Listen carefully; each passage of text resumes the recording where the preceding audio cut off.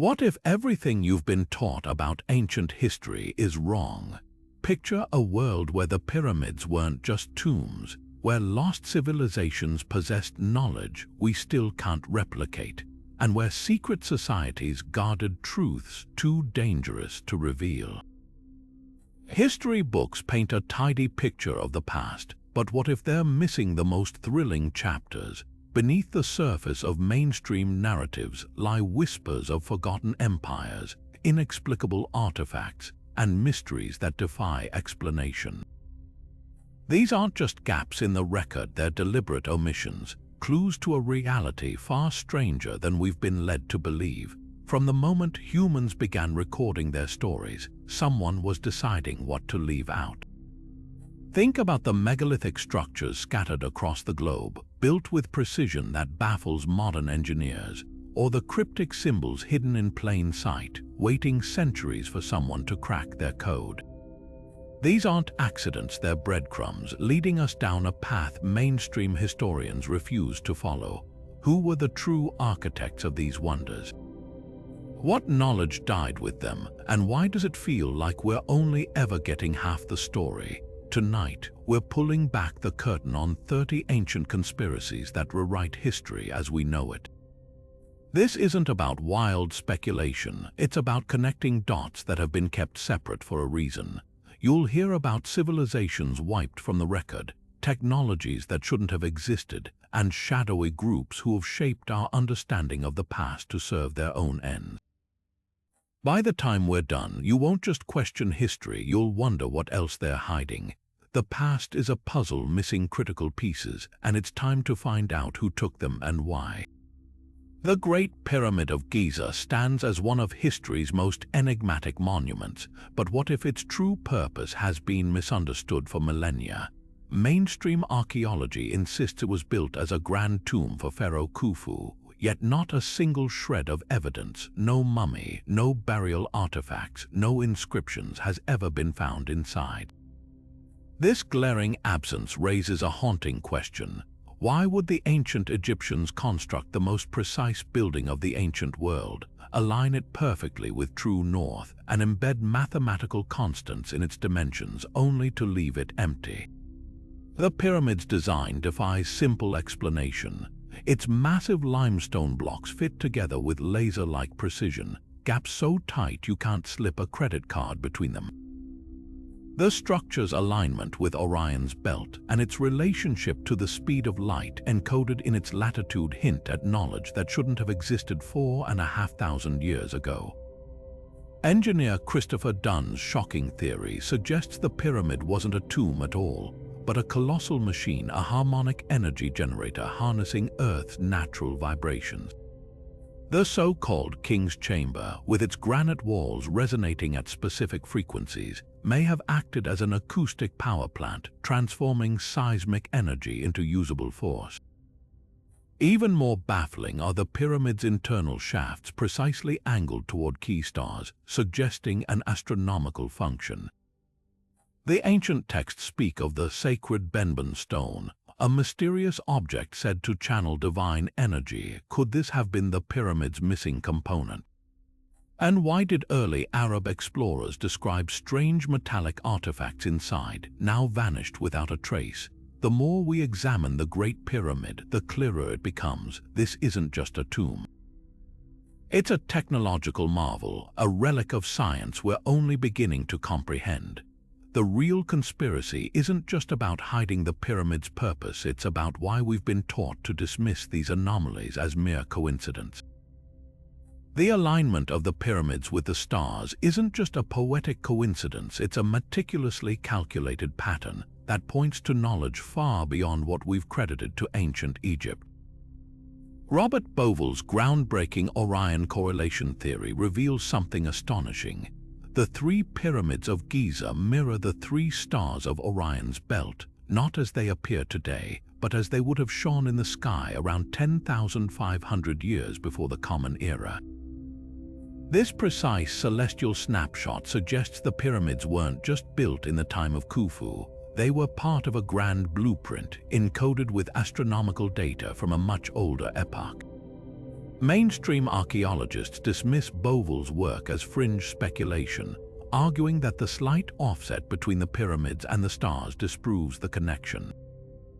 But here's what they're missing. The Nile River mirrors the Milky Way in this cosmic map, and the pyramids' positions aren't randomly misaligned, they're intentionally staggered to reflect Orion's belt as it appeared in the distant past. The math is undeniable. The angles, the distances, even the brightness of the stars corresponds to the sizes of the pyramids. The smallest pyramid, Menkora, aligns with the dimmest star, Mintoka, while the massive Great Pyramid matches Alnitak, the brightest.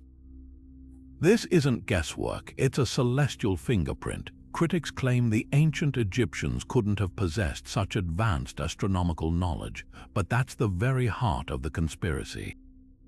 Why would a civilization obsessed with the stars, whose entire religious and cultural identity revolved around celestial cycles, not study the heavens with obsessive precision? The Dendera zodiac, an ancient temple ceiling carving, depicts constellations with startling accuracy, and the star shafts inside the Great Pyramid target specific stars like Sirius and Thuban with pinpoint precision. If the Egyptians could predict eclipses and track the precession of the equinoxes, why is it so hard to believe they mapped Orion? Perhaps the most haunting implication of Bovell's theory is the timeline. If the Giza complex truly mirrors the sky as it looked over 12,000 years ago, who were the architects? The Sphinx, weathered by water erosion in a region that's been arid for millennia, hints at an even older civilization lost to time. The Orion correlation doesn't just challenge our understanding of the pyramids, it rewrites the entire narrative of human history, suggesting a forgotten epoch when someone or something mapped the heavens with godlike precision. The real question isn't whether the pyramids align with Orion, it's why someone would want us to dismiss the connection. Buried beneath the sands of Iraq lies an artifact that shouldn't exist, a simple clay jar that could rewrite the history of technology. Discovered in 1936 near Baghdad, this unassuming vessel, dated to the Parthian period around 2,000 years ago, contains a shocking secret. Inside, archaeologists found a copper cylinder housing an iron rod sealed with asphalt, but the real smoking gun, traces of acidic residue, likely vinegar or wine, coating the interior. When researchers filled a replica with this same acidic solution, something extraordinary happened. It generated electricity. The so-called Baghdad Battery wasn't just a storage jar, it was a functioning galvanic cell, predating modern batteries by millennia. The implications are staggering. If this device could produce a consistent current, what was its purpose? One compelling theory suggests the Parthians used it for electroplating, coating objects with thin layers of gold or silver through electrolysis. Ancient artifacts from the region show suspiciously precise gilding that matches what electroplating would achieve. But here's where the conspiracy deepens. Mainstream archaeologists dismiss the battery theory, insisting it was merely a storage vessel for sacred scrolls. Yet no scroll remnants were found inside, and the asphalt seal would have made accessing contents nearly impossible. Why the reluctance to accept the evidence? Perhaps the answer lies in what this discovery reveals about ancient ingenuity. The Baghdad Battery isn't an isolated anomaly, it's part of a pattern. The Antikythera Mechanism, a 2,000-year-old Greek computer, and the Damascus steel of the medieval world both hint at lost scientific knowledge. Critics argue that without wires or electrodes, the battery couldn't have been practical, but that misses the point. Ancient inventors might have used these cells in ways we haven't yet imagined, perhaps for medical treatments or temple rituals. The Egyptians described the snake of metal that could heal. Could they have been referring to electrotherapy? The most tantalizing possibility. These batteries weren't accidents. Their design, copper, iron, and acid, mirrors the basic principles of modern batteries too closely to be coincidence. So why does academia resist the idea? Maybe because accepting it means admitting that our ancestors were far more advanced than we've been taught. The Baghdad Battery doesn't just challenge history, it begs a darker question. How many other breakthroughs have been buried, literally and figuratively, to keep us from seeing the true brilliance of the ancient world? If the Baghdad Battery shocked archaeologists, the Antikythera Mechanism obliterates everything we thought we knew about ancient technology. Discovered in a shipwreck off the Greek island of Antikythera in 1901, this corroded bronze device, roughly the size of a shoebox, sat misunderstood for decades until researchers realized its intricate gearwork formed the world's first analog computer. Dating back to the 2nd century before the Common Era, its dials and interlocking gears could predict lunar eclipses, track the 4-year Olympic cycle, and even model the irregular motions of the planets with staggering accuracy. This wasn't just a calendar, it was a celestial calculator engineered with precision that wouldn't reappear in Europe for another 1,000 years. The mechanism's complexity defies the timeline of human progress. Its differential gear, a component thought to have been invented in the 16th century, allowed it to account for the Moon's elliptical orbit, a feat requiring advanced understanding of astronomy and mechanical engineering. X-ray scans revealed tiny inscriptions, a user manual etched in bronze detailing how to read its predictions. But here's the chilling part: the ship carrying it sank near Crete, a crossroads of ancient trade routes. Was this device unique, or was it one of many? Cicero himself wrote of similar machines crafted by Archimedes, now lost to time. Why would such groundbreaking technology vanish from history only to be reinvented millennia later? This disappearance isn't an accident, it's a pattern. The legendary Library of Alexandria, said to house over 500,000 scrolls, burned under suspicious circumstances. The works of inventors like Hero of Alexandria, who described steam engines and automatic doors, survived only in fragments. Even the Roman Emperor Tiberius allegedly executed a man for creating unbreakable glass, fearing it would disrupt the economy. The message is clear: knowledge that threatened the status quo was systematically erased or suppressed. Now consider the bigger picture. From the precision-cut stones of Puma Punku to India's iron pillars that defy rust after 16 centuries, these aren't isolated marvels, they're breadcrumbs. The Mahabharata describes flying machines called vimanas and weapons that sound eerily like nuclear blasts. Plato spoke of Atlantis, a civilization swallowed by the sea after pushing technology too far. Could these all be distorted memories of a forgotten epoch when humanity reached heights we've yet to reclaim? The conspiracy isn't just about lost technology, it's about who benefits from us believing we've always been primitive. Every time a mainstream scholar dismisses the Antikythera Mechanism as an outlier or attributes the Baghdad Battery to coincidence, they're upholding a narrative that keeps us from asking the most dangerous question: what if we're not the first advanced civilization on this planet? The deeper you dig, the more the evidence stacks up. Ancient maps like the Piri Rise chart, drawn in 1513, depict Antarctica's coastline with impossible accuracy centuries before its official discovery. The pyramid's alignment with cardinal directions and the speed of light can't be brushed aside as lucky guesses. Even the myths of gods gifting humanity with fire, agriculture, and metalworking take on new weight when viewed through this lens. Someone or something jump-started human progress in ways we're only beginning to decode. The real cover-up isn't about hiding ancient tech, it's about keeping us from realizing how much we've forgotten and how easily it could happen again. Imagine holding a book filled with illustrations of plants that don't exist, written in a script no one can read, its pages crammed with symbols that defy every attempt at translation. This isn't fiction, it's the Voynich Manuscript, a 200-page enigma that's baffled cryptographers, linguists, and historians for centuries.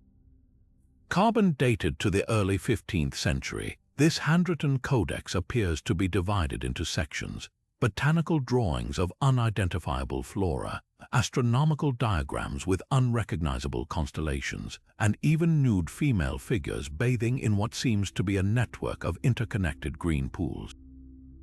But here's the real mystery. Despite over a century of intense study by top codebreakers, including World War II cryptanalysts who cracked Nazi ciphers, not a single word of this book has been definitively deciphered. The manuscript's peculiar script follows linguistic patterns. It has word repetitions and sentence structures that suggest a real language, not random gibberish. Yet every attempt to link it to known alphabets, from medieval Latin to ancient Hebrew, has failed. Some researchers claim to have spotted snippets of recognizable words like Taurus hidden among the glyphs, but these leads always crumble under scrutiny. The illustrations deepen the puzzle. Those strange plants, many have bulbous roots and twisting stems unlike any earthly species.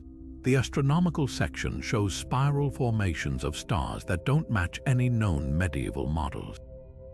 And the so-called biological section, with its tubing-like diagrams, eerily resembles microscopic cellular structures, something no 15th century scholar should have known about. Mainstream theories fall into three camps. The first insists it's an elaborate hoax, perhaps concocted by a clever forger to deceive collectors. But why would a fraudster invent a fake language with consistent grammatical rules? And why spend years illustrating hundreds of non-existent plants? The second theory suggests it's a coded alchemical text, hiding the secrets of the philosopher's stone behind layers of cipher. Alchemists did write in code to protect their knowledge, yet no decoding key has ever surfaced. The third and most controversial theory proposes an otherworldly origin, an extraterrestrial communication or a relic from a lost civilization. After all, if the script isn't human, that would explain why no one can read it. But the most unsettling detail isn't the text itself, it's the manuscript's journey through history. After vanishing for centuries, it resurfaces in the court of Rudolf II, the Holy Roman Emperor obsessed with the occult.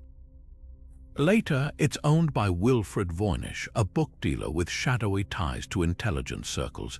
Even the carbon dating raises eyebrows. While the vellum is medieval, the ink hasn't been tested, leaving room for doubts. The Vatican Library, where it was once stored, has been notoriously tight-lipped about its origins. Coincidence or evidence that someone, somewhere, knows exactly what this book says and has worked very hard to keep it unreadable? Perhaps the truth lies in the manuscript's very indecipherability. In a world where we've unlocked ancient Egyptian hieroglyphs and Linear B scripts, the Voynich's resistance to interpretation feels deliberate, as if it were designed to frustrate analysis. Its symbols morph subtly, its words shift context, almost like a linguistic trap. The few pages that appear to show recipes, lists of ingredients beside the bizarre plants, hint at something practical, even medicinal. Could this be a manual for something beyond our current understanding? Or is it, as some whisper, a dangerous text that was never meant to be read? One thing is certain: until someone cracks its code, the Voynich manuscript remains history's most tantalizing unsolved puzzle, a book full of answers waiting for the right question. In 1513, a Turkish admiral named Piri Reis compiled a world map that would ignite controversy for centuries to come.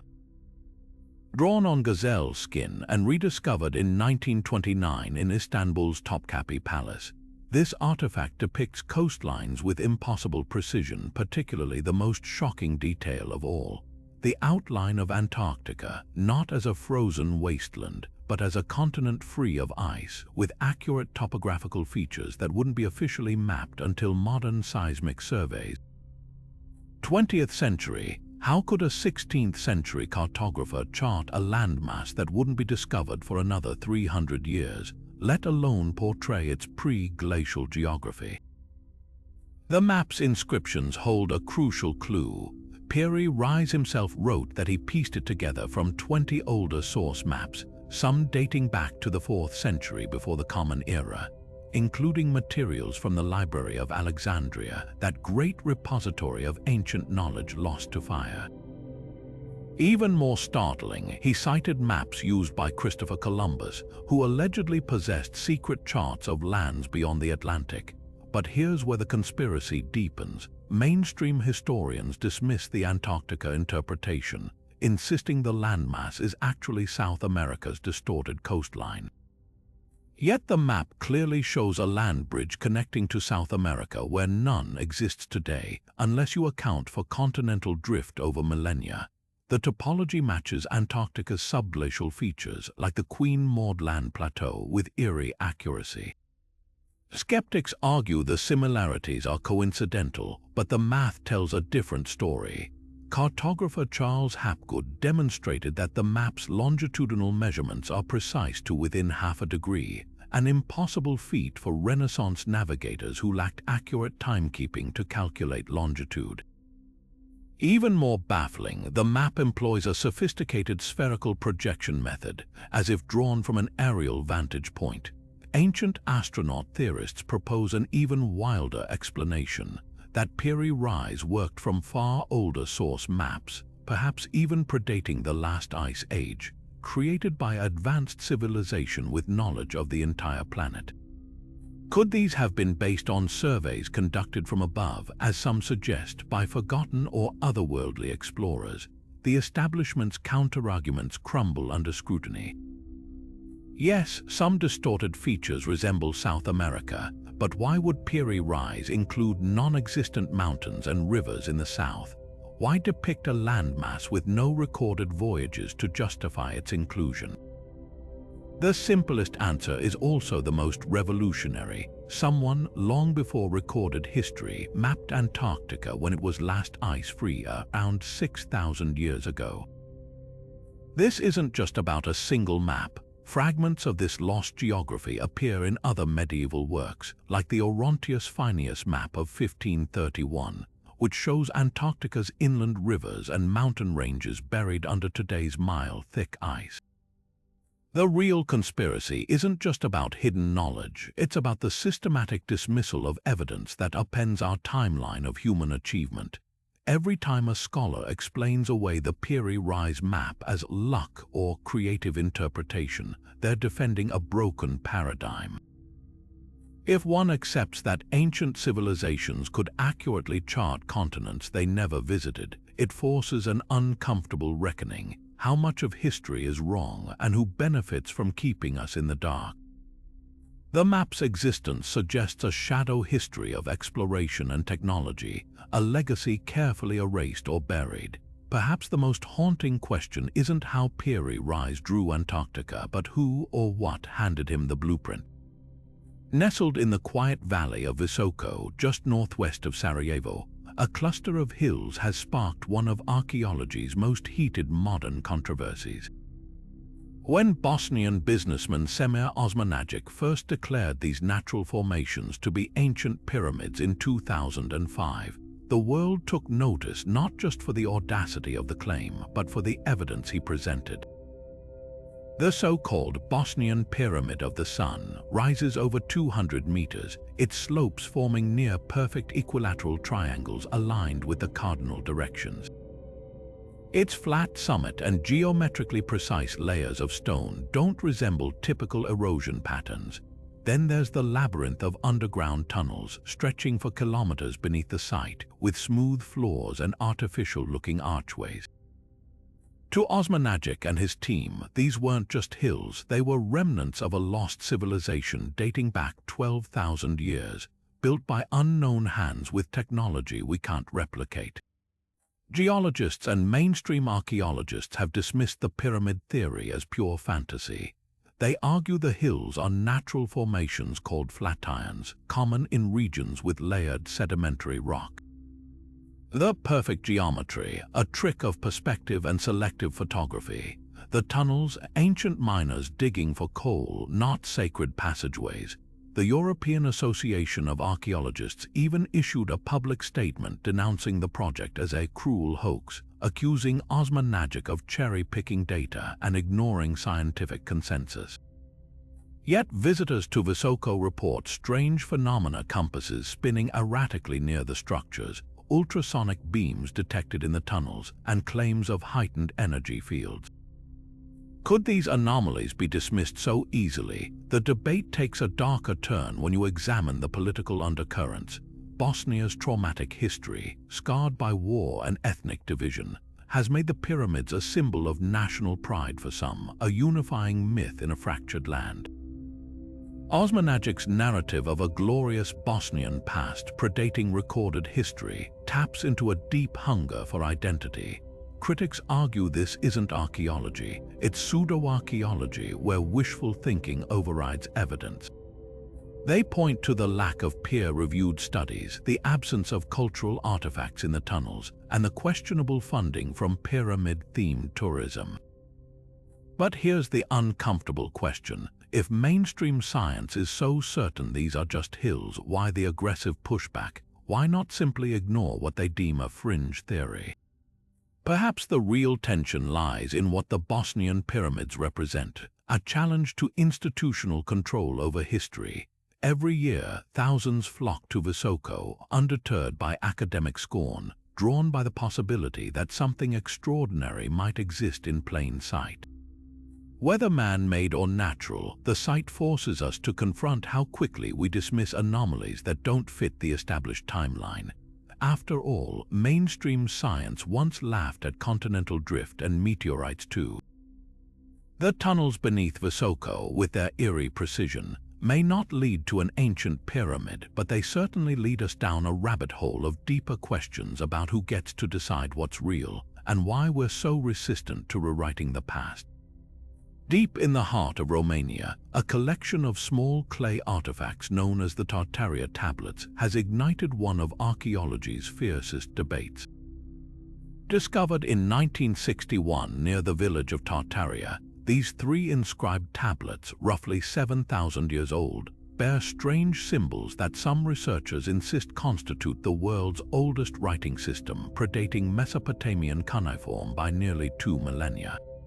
If true, this would upend the accepted narrative that writing began in Sumer, reshaping the timeline of human civilization.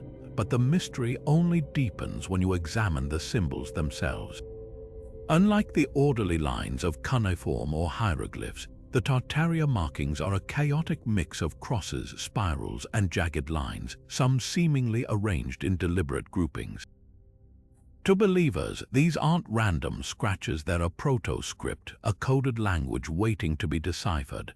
Mainstream archaeologists dismiss this as wishful thinking. They argue the tablets are likely ritual objects, their symbols representing religious or decorative motifs rather than true writing. The Vinca culture, which produced these artifacts, left behind no other evidence of written language, no extended texts, no administrative records, none of the hallmarks that accompany early writing systems elsewhere. But here's where the conspiracy takes root. Why would a culture advanced enough to create permanent settlements and intricate pottery bother inscribing symbols with no communicative purpose? The symbols reappear on other Vinca artifacts across southeastern Europe, hinting at a shared system of meaning. Could these be the fragments of a lost language erased by time or deliberately suppressed? The debate isn't just academic, it's deeply political. For Romanian nationalists, the Tartaria tablets are a badge of cultural pride, proof that their ancestors pioneered literacy long before the Middle East. This narrative gained traction during the communist era when Nicolae Ceausescu's regime promoted the tablets as evidence of Romania's ancient superiority. Even today, fringe theorists accuse Western scholars of downplaying the discovery to maintain a Eurocentric view of history. But the nationalist fervor surrounding the tablets raises uncomfortable questions. If the symbols are genuine writing, why hasn't anyone cracked their code in over half a century? And why do similar markings appear on much older artifacts from as far away as China, suggesting a global network of symbolic communication we've yet to understand? The most compelling evidence and the greatest obstacle lies in the tablet's ambiguity. Unlike Rosetta Stone-style bilingual inscriptions, the Tartaria symbols stand alone with no clear key to their meaning. Some researchers claim to have identified logographic elements, even drawing parallels to later scripts like Linear A. Others detect numerical tallies or astronomical notations. But without context, these interpretations remain speculative. The real conspiracy isn't necessarily about hiding the truth. It's about how easily gaps in our knowledge become battlegrounds for ideology. Whether the tablets are ritual objects or revolutionary texts, their power lies in what they represent: the human hunger to find meaning in the marks left behind by those who came before us. And that's a mystery far older than writing itself. High in the mountains of China's Bayanhar Range, a discovery in 1938 by archaeologist Kai Pute sparked a mystery that still divides researchers today. Inside a series of caves near the Tibet border, his team uncovered rows of ancient graves containing unusually small skeletons, just over 4 feet tall, with oddly proportioned skulls. But the real enigma lay beside the remains: hundreds of flat stone discs, each about a foot wide, with a hole at the center and spiral grooves radiating outward. At first glance, they resembled primitive stone wheels or ritual objects. Then someone noticed the grooves weren't just decorative. Under magnification, they revealed tiny, perfectly carved hieroglyphs unlike any known script. Local tribespeople called them the Dropa Stones, claiming they were relics from visitors who fell from the clouds. The inscriptions, when allegedly translated by Russian linguists in the 1960s, told a story straight out of science fiction. The text described a spacecraft crashing in the mountains 12,000 years ago, its stranded alien occupants, the Dropa, unable to repair their vessel. According to the interpretation, these beings interbred with local tribes, their descendants accounting for the region's legends of small, gray-skinned people. Mainstream archaeologists dismissed the tale as pure fantasy, pointing out that no credible scholar ever examined the stones firsthand. Scientific analysis eventually revealed the discs were natural limestone concretions, their grooves formed by centuries of water erosion. The Dropa translation, likely an elaborate hoax, possibly concocted during the Cold War's obsession with ancient astronauts. Yet the myth persists, fueled by unsettling details that resist easy explanation. Why did Chinese authorities reportedly confiscate the discs in the 1970s, sealing them in a Beijing museum basement? How did the story spread so rapidly despite lacking verifiable sources? The answer lies in the human fascination with origin stories, especially those suggesting we're not alone. The Dropa Stones tap into universal questions about our past, packaged in a narrative that blends Tibetan folklore with mid-century UFO lore. In a region where locals still speak of star people inhabiting the high passes, the line between myth and history blurs. Whether natural oddities or a lost alien artifact, their true power isn't in what they are, but what they make us wonder about our place in the cosmos. Standing guard over the Giza Plateau, the Great Sphinx presents one of ancient history's most perplexing riddles, not just in its silent gaze, but in the very stones beneath its paws. Geologist Robert Schoch's controversial analysis in the early 1990s shattered conventional wisdom when he revealed something astonishing. The weathering patterns on the Sphinx's body and surrounding enclosure walls don't match the dry, wind-blown erosion seen elsewhere in Egypt.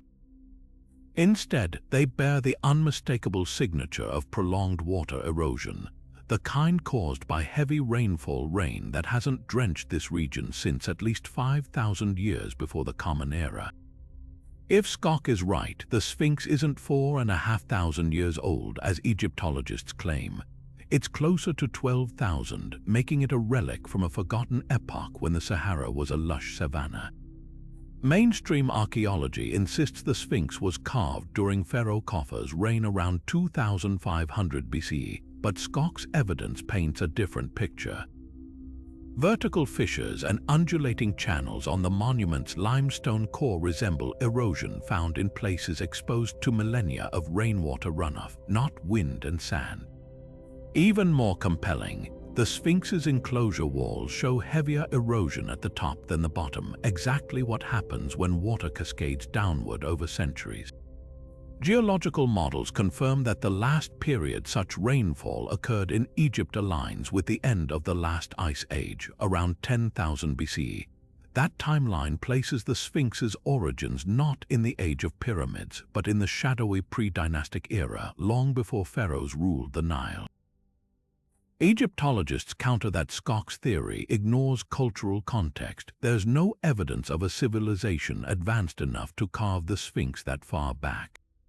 But that argument circles back to a deeper bias. If we haven't found proof of such a culture, does that mean it didn't exist? The Sphinx's head, noticeably small compared to its body, raises another red flag.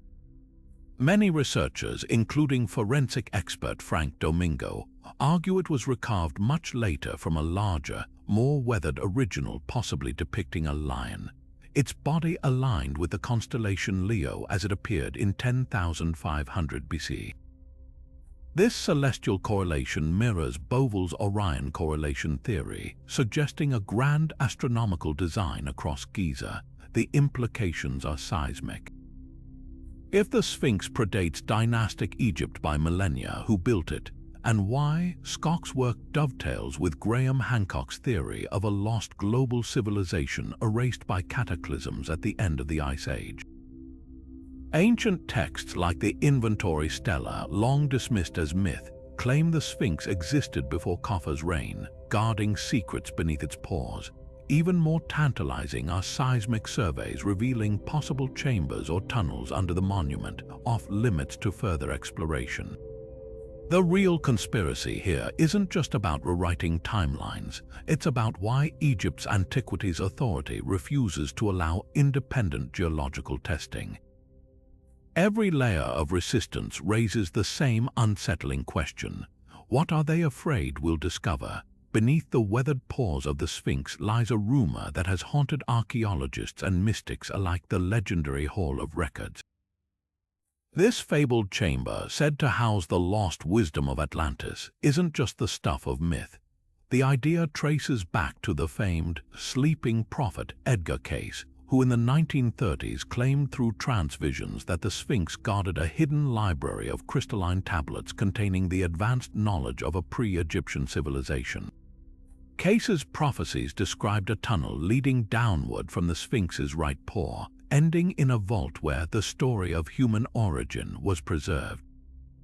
Wild speculation, maybe, but modern technology has revealed something startling. Ground-penetrating radar surveys of the Giza Plateau confirm the existence of multiple anomalies beneath the Sphinx, including what appear to be tunnels and rectangular chambers perfectly aligned beneath its massive stone body. In 1991, a team led by researchers from Florida State University and Waseda University in Japan used advanced seismic equipment to map subterranean structures around the Sphinx. Their findings: large, hollow spaces beneath the monument, including a possible tunnel network stretching toward the nearby pyramids. Even more compelling, a later survey by Egypt's own National Research Institute of Astronomy and Geophysics detected a rectangular cavity roughly 25 feet beneath the Sphinx's front paws, precisely where Cayce predicted the entrance would be. Mainstream Egyptology dismisses these readings as natural fissures or voids in the limestone bedrock, but the precision of these geometric shapes raises uncomfortable questions. Why would the Egyptian government block further investigation, even arresting researchers who attempted unauthorized digs near the site? Theories about the hall's contents range from the plausible to the extraordinary. Some suggest it could hold papyrus scrolls detailing forgotten dynasties, while others speculate about advanced Atlantean technology, energy crystals, or even anti-gravity devices. The ancient Egyptian text known as the Inventory Stela, housed in the Cairo Museum, explicitly states that Khufu discovered the Sphinx already buried in sand and restored it, implying the monument predates his reign by millennia. If true, the Hall of Records might not be Egyptian at all, but a relic from an even older civilization that understood sciences we're only now rediscovering. The most tantalizing clue comes from the Sphinx itself. Its alignment with Leo during the spring equinox around 10,500 BC suggests its builders encoded astronomical knowledge into its position. Could the hall contain the missing key to understanding this celestial blueprint? With every passing year, as new scanning technologies reveal more anomalies beneath Giza, the refusal to excavate grows harder to justify. Whether the hall holds Atlantean secrets or simply rewrites early Egyptian history, one thing is certain: someone doesn't want us to find out, and that alone makes the search worth pursuing. Stretching across nearly 200 square miles of Peru's Nazca Desert, a series of massive geoglyphs has fueled speculation for decades. These aren't just simple drawings, they're colossal figures etched into the earth, some stretching over 1,000 feet long, depicting spiders, monkeys, hummingbirds, and even what appears to be an astronaut with its helmeted head staring blankly at the sky. The precision is staggering. Lines run perfectly straight for miles across uneven terrain, curves maintain flawless symmetry, and the figures remain intact despite centuries of wind and erosion. But here's what really ignites the conspiracy. These designs are only fully visible from high above. So how, or more importantly why, would a pre-Columbian civilization with no known access to flight create art they could never see? The most provocative theory comes straight from the pages of science fiction. Authors like Erich von Däniken argued in the 1960s that the Nazca lines were nothing short of ancient runways, landing strips for extraterrestrial spacecraft.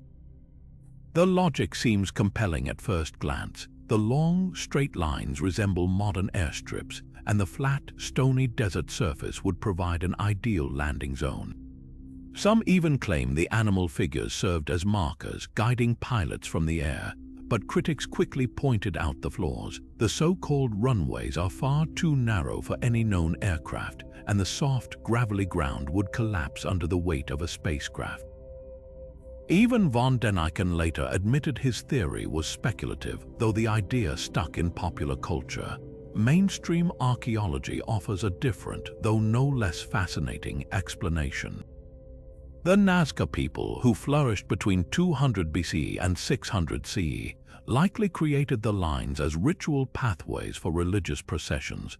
Traces of ceremonial artifacts and offerings have been found near key glyphs, and the act of walking these sacred paths may have held spiritual significance. Another theory suggests the lines functioned as an astronomical calendar, aligning with solstices and celestial events to mark planting and harvest seasons. Researchers have identified correlations between some lines and the positions of stars like those in the Orion constellation. But even these explanations don't fully account for the sheer scale and precision of the designs. The real mystery lies in the engineering. Without aerial surveys or advanced tools, how did the Nazca achieve such accuracy?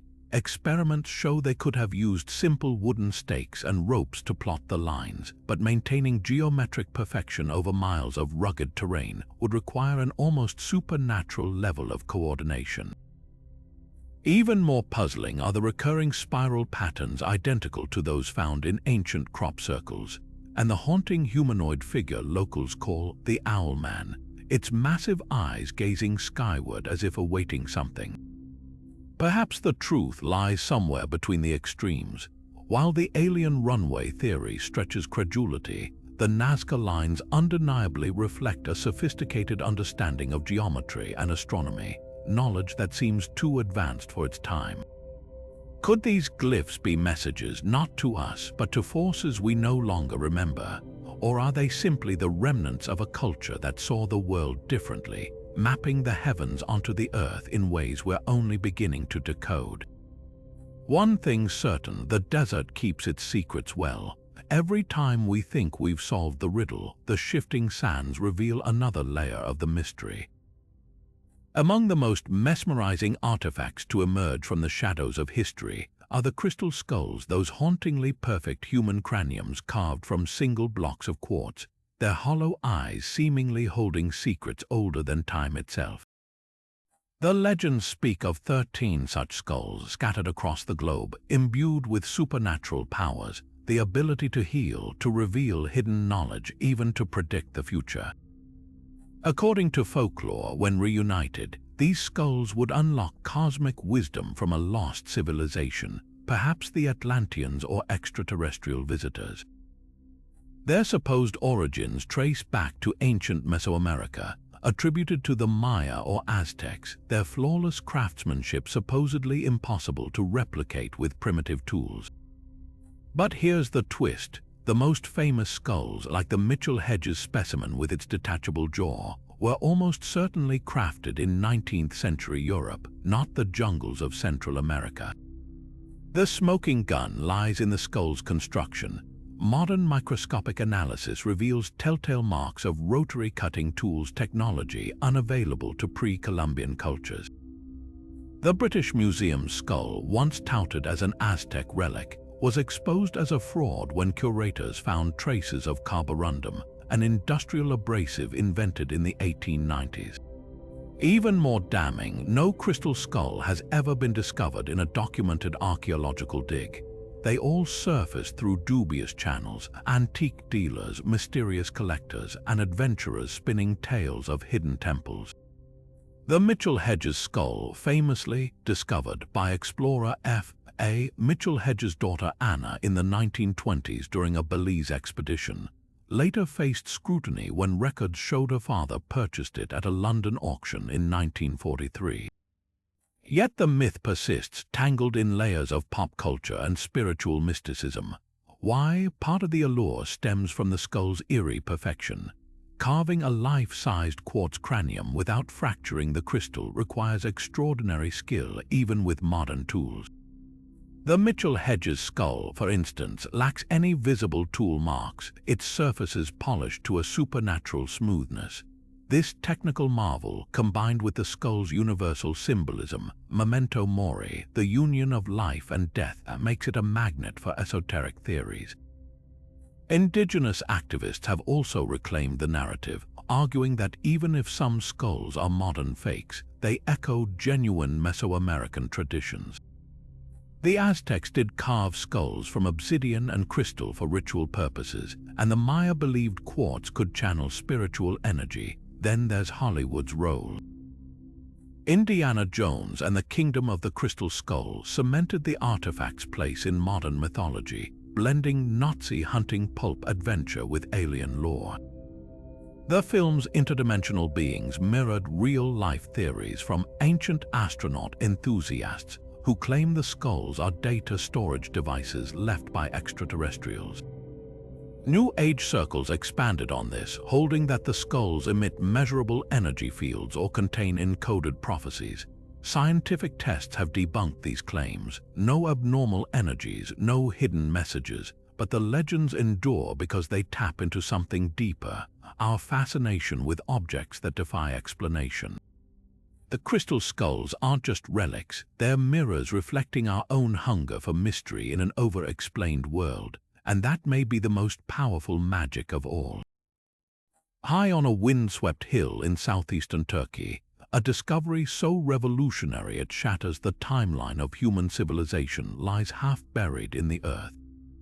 Göbekli Tepe, a 12,000-year-old temple complex, stares back at us with its massive T-shaped pillars carved with intricate animal reliefs, a masterpiece of Stone Age engineering that shouldn't exist. This isn't just older than the pyramids, it predates agriculture, pottery, even permanent human settlements. According to mainstream history, our ancestors at this time were primitive hunter-gatherers, barely surviving day to day. So how did they build this? The pillars, some weighing over 16 tons, were quarried, transported, and erected with precision that would challenge modern builders. The site's circular enclosures, aligned with celestial events, display a sophistication that rewrites everything we thought we knew about prehistoric humans. What makes Göbekli Tepe truly unsettling is what it implies about the origins of civilization. For decades, archaeologists taught that organized religion and complex societies emerged only after humans mastered farming.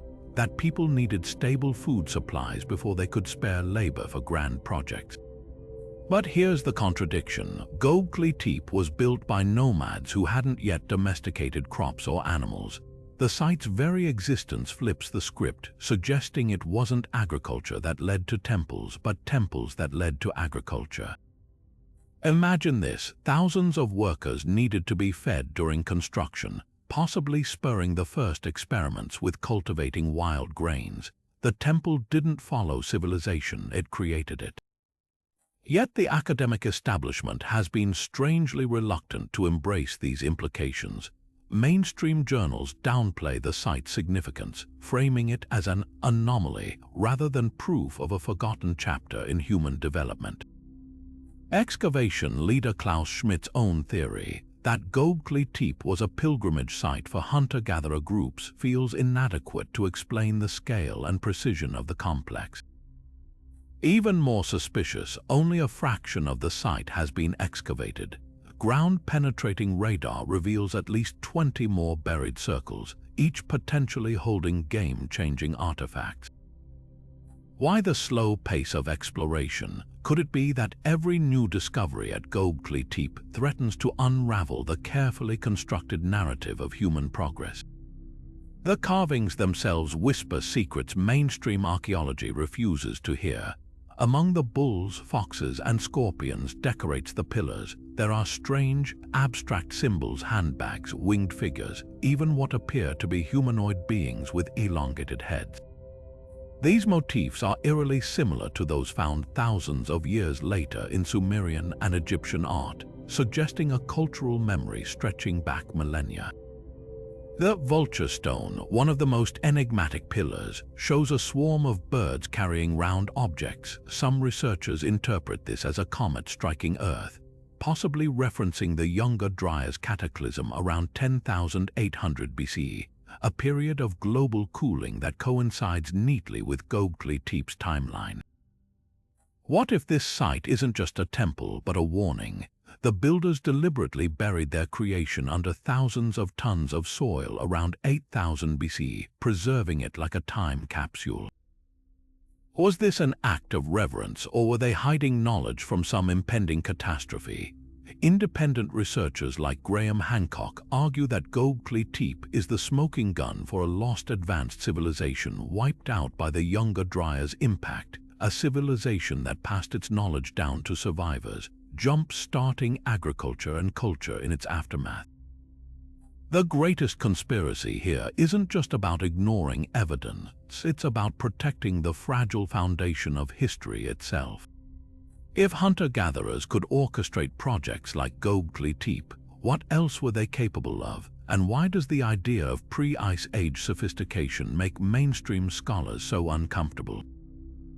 Every stone pillar at this site is a question mark chiseled into the bedrock of human origins, demanding we reconsider not just when civilization began, but who we really are. The answers might lie in those still buried circles, waiting for someone brave enough to dig deeper. Buried in the ancient Sanskrit verses of the Mahabharata lies a passage so chilling it reads like a modern military report. A single projectile charged with all the power of the universe. An incandescent column of smoke and flame as bright as 10,000 suns rose in its brilliance. It was an unknown weapon, an iron thunderbolt, a gigantic messenger of death which reduced to ashes the entire race of the Vrishnis and Andhokas. This isn't poetic exaggeration, it's a disturbingly precise description of nuclear devastation, written millennia before the Manhattan Project, even more unnerving. Archaeologists digging at Mohenjo-Daro, one of the great cities of the Indus Valley civilization, found streets littered with skeletons scattered in unnatural poses, some still clutching hands as if frozen mid-panic. The bones showed no signs of violence, yet they carried traces of radiation, and the surrounding bricks had been vitrified, fused into glass by heat exceeding 2000 degrees Fahrenheit, the kind of temperature only achieved today by thermonuclear blasts or asteroid impact. Skeptics scramble for alternative explanations. They point to volcanic glass deposits found near ancient ruins, suggesting lightning strikes or meteorite explosions could account for the vitrification. The Mahabharata's divine weapons, they argue, are merely mythological embellishments, allegories for natural disasters or conventional warfare, but this dismissiveness crumbles under scrutiny. The epic describes not just one catastrophic blast, but an entire arsenal of futuristic weapons. The Brahmastra, said to destroy entire regions with a single shot, the Narayanastra, which rains down millions of deadly projectiles, and the Pashupatastra, capable of obliterating creation itself. These aren't vague metaphors, they're technical manuals disguised as poetry. Even the aftermath details align eerily with nuclear winter, poisoned rivers, hair and nails falling out, survivors doomed by an invisible sickness that sounds unnervingly like radiation poisoning. The smoking gun might lie in Rajasthan's Lonar crater, where a massive meteorite impact left behind glassified rock and radiation anomalies. But here's the catch: local legends speak not of a natural disaster, but of a celestial battle where gods unleashed weapons that melted cities into glass. Similar tales echo worldwide, from Sodom and Gomorrah's biblical destruction by fire from heaven to Plato's account of Atlantis sinking amid earthquakes and flames. The common thread: advanced civilizations wiped out by cataclysms beyond their understanding.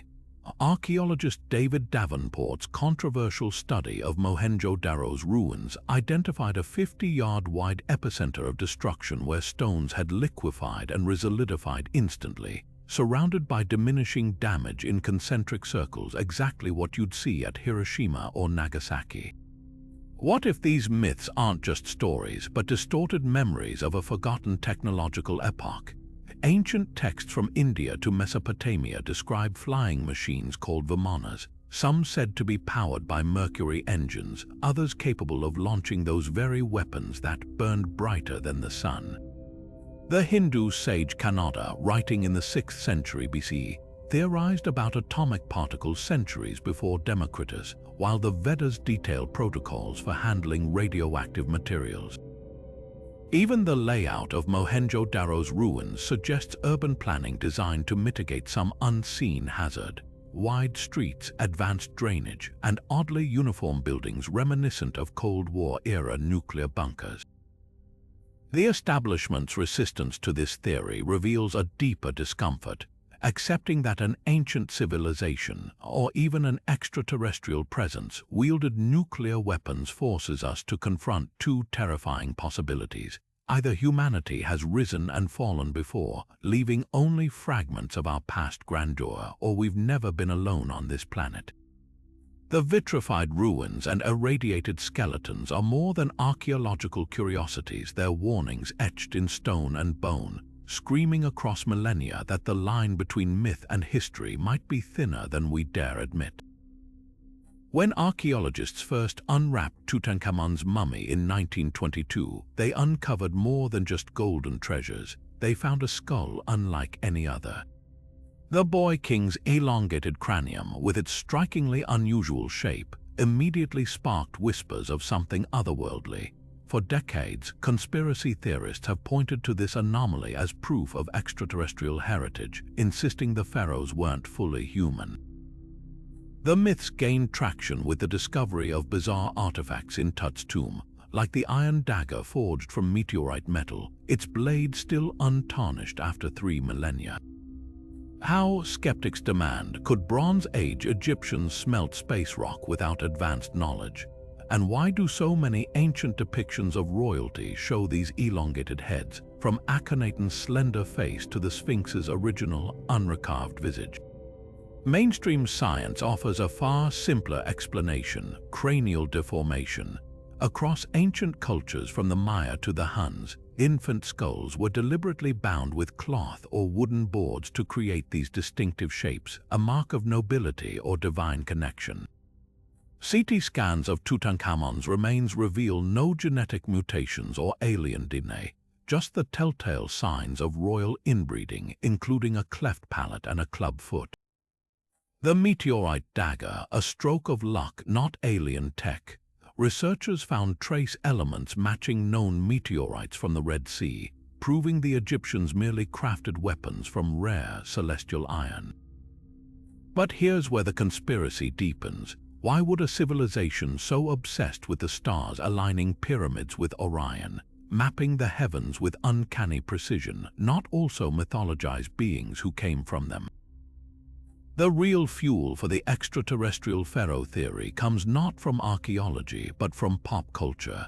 Erich von Däniken's 1968 bestseller Chariots of the Gods popularized the idea that ancient gods were actually space travelers, seeding the notion that pharaohs were their hybrid descendants. Hollywood cemented the trope, from Stargate's alien rulers to Marvel's moon god Khonshu. Even the internet age amplified the myth, with manipulated images of Tut's burial mask stretched further to look unnaturally alien going viral. The irony. Ancient texts never describe pharaohs as otherworldly. They called themselves Neteru, or gods, but in the same way a king might claim divine right, not literal extraterrestrial lineage. Yet genetic studies reveal another twist. While no alien DNA exists, the Amarna pharaohs Tut's family do show bizarre anomalies. Akhenaten's depictions portray him with an androgynous body, wide hips, and an elongated head, leading some researchers to suggest a genetic disorder like Marfan syndrome. Others point to evidence of actual genetic manipulation, not by aliens but by generations of royal incest. Tut's parents were likely siblings, a common practice to preserve divine bloodlines, resulting in deformities that might have seemed supernatural to ancient observers. The truth, as always, is stranger than fiction. The pharaohs weren't aliens, but a dynasty so wrapped in myth and isolation that they became something beyond human in the eyes of history. The greatest conspiracy here isn't about hidden DNA, it's about why we're so eager to replace the mysteries of human ingenuity with extraterrestrial explanations. The pyramids, the artifacts, the star-aligned temples, they speak to the brilliance of an ancient culture, not visitors from another world. But perhaps that's the most unsettling idea of all, that our ancestors, with nothing but copper tools and celestial obsession, achieved what we still struggle to comprehend. The pharaoh's true legacy isn't alien, it's a testament to how far humanity can reach when we dare to believe we're touched by the divine, and that's a power no spacecraft could ever deliver. 2.5 millennia ago, the philosopher Plato penned a story that would ignite one of history's most enduring mysteries, the lost empire of Atlantis.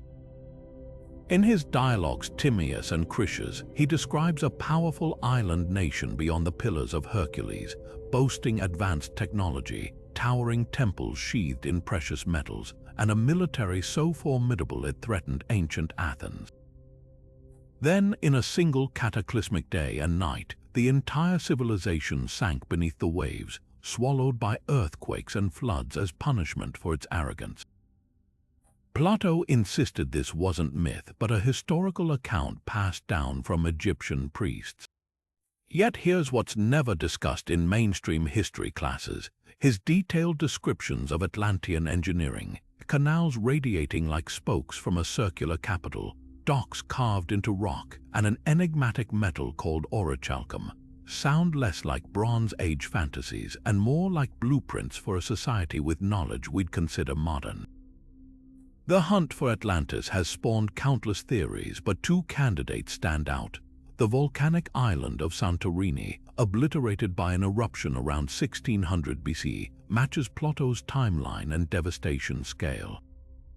Archaeologists have uncovered Akrotiri, a Minoan city buried under volcanic ash with multi-story buildings, advanced drainage, and vivid frescoes, proof of a sophisticated culture wiped out overnight. But Santorini lies in the Mediterranean, while Plato placed Atlantis in the Atlantic. That discrepancy leads us to the Azores, a remote archipelago straddling tectonic plates. Marine surveys there have revealed submerged pyramids off the coast of Terceira Island and geometric structures on the seafloor, sparking claims of man-made ruins. Skeptics dismiss these as natural formations, but why did the Portuguese government abruptly halt further underwater exploration in 2018?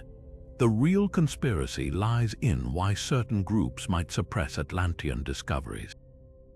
Occultists like Madame Blavatsky claimed secret societies, from the Freemasons to the Thule Society, guarded fragments of Atlantean wisdom, hidden in vaults beneath the Louvre or the Vatican.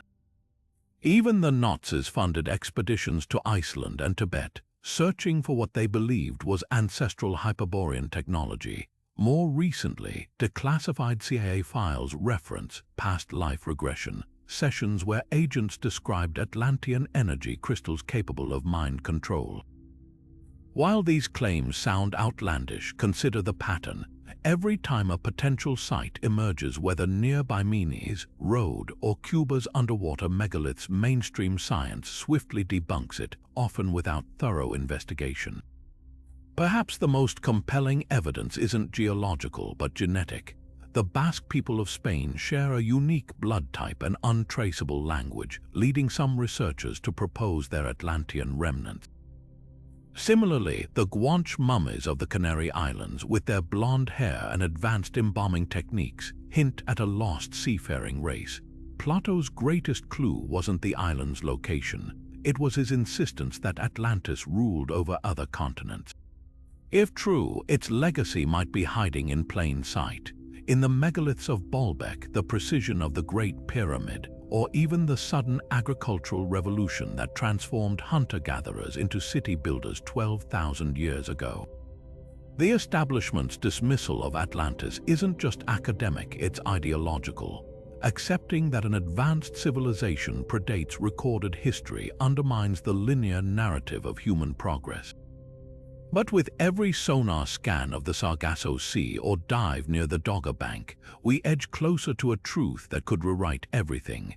Whether Atlantis was a Bronze Age metropolis or a relic of a forgotten epoch, its enduring pull reminds us that the greatest mysteries aren't just about finding a lost city, they're about uncovering what those in power don't want us to remember.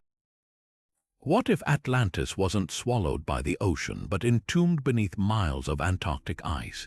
This radical theory, fueled by anomalies like the Piri Rise map and satellite images of pyramids poking through glaciers, suggests we've been searching in the wrong hemisphere. Proponents point to the map's uncanny depiction of Antarctica's ice-free coastline as proof that ancient explorers knew secrets lost to time. Even more tantalizing are the Google Earth coordinates that appear to show four-sided structures rising from the frozen wastes, their symmetry too precise for natural formations. Could these be the spires of a metropolis frozen in place during a sudden polar shift? The theory hinges on a controversial reinterpretation of Plato's clues. Instead of placing Atlantis beyond the Pillars of Hercules traditionally thought to be Gibraltar, some researchers argue the pillars referred to landmarks near the Bosphorus, redirecting the search toward the southern pole. Ancient texts like the Mahabharata and Sumerian tablets describe gods from a luminous southern realm, while medieval maps like Orontius Phineus's 1531 chart depict Antarctica with rivers and mountain ranges now buried under ice.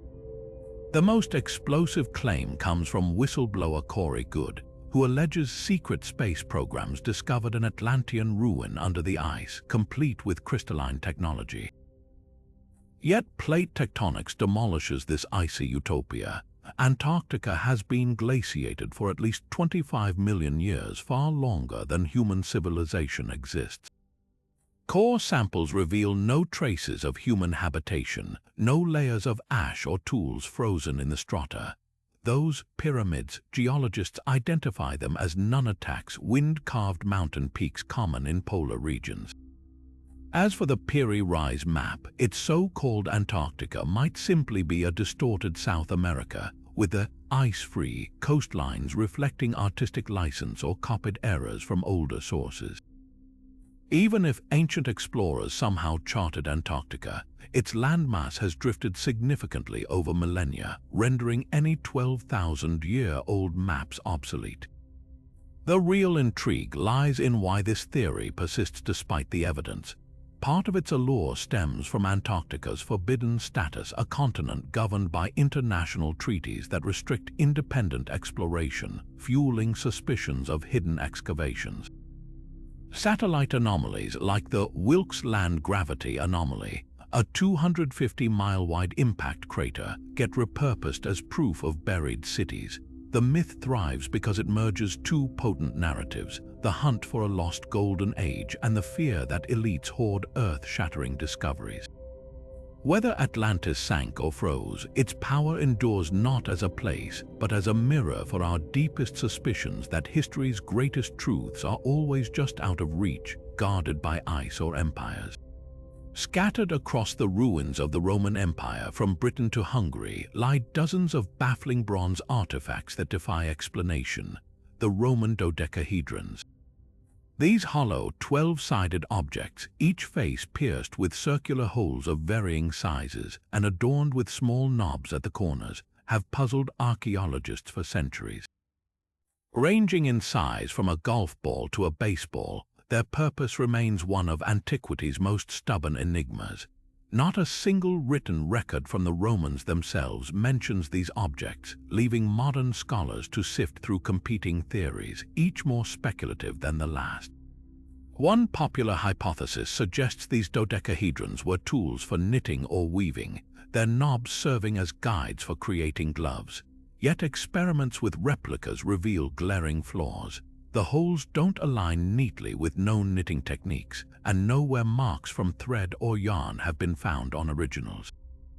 Another theory posits they were surveying instruments, used to calculate distances or land measurements, but their irregular hole sizes and lack of standardization make this unlikely. Why would the precision-obsessed Romans create such inconsistent tools? The plot thickens when you examine their distribution. Most dodecahedrons surface in military outposts or wealthy private homes far from urban centers. This has led some researchers to propose they were religious or ceremonial objects, perhaps used in secretive cult rituals. Their geometric perfection, echoing Plato's association of the dodecahedron with the cosmos, hints at mystical significance. Could they have been oracles rolled like cosmic dice to divine the future? Or maybe they were tactile teaching aids for astronomy, their holes representing celestial alignments lost to time. The most tantalizing theory comes from an unexpected source: modern candle enthusiasts. When placed with a candle inside, the dodecahedron's holes cast intricate light patterns, suggesting they might have been used in solstice celebrations or as portable light projectors for religious ceremonies. Yet even this elegant explanation falters under scrutiny. No traces of wax have been found inside recovered specimens. Perhaps the greatest clue lies in what these objects don't tell us. The absence of wear, inscriptions, or contextual artifacts implies they were either carefully preserved or rarely used. Their mathematical symmetry, each face a perfect pentagon, hints at knowledge the Romans inherited but didn't fully understand, like relics from an older, forgotten science. With no definitive answers, the dodecahedrons remain mute witnesses to a mystery that refuses to be solved. And that, in itself, might be the point. Sometimes history's most enduring puzzles aren't meant to be cracked, but to remind us how much we've yet to learn. 5,000 years ago, the Sumerians etched cuneiform tablets with a story that would ignite one of history's most explosive conspiracy theories: the tale of the Anunnaki.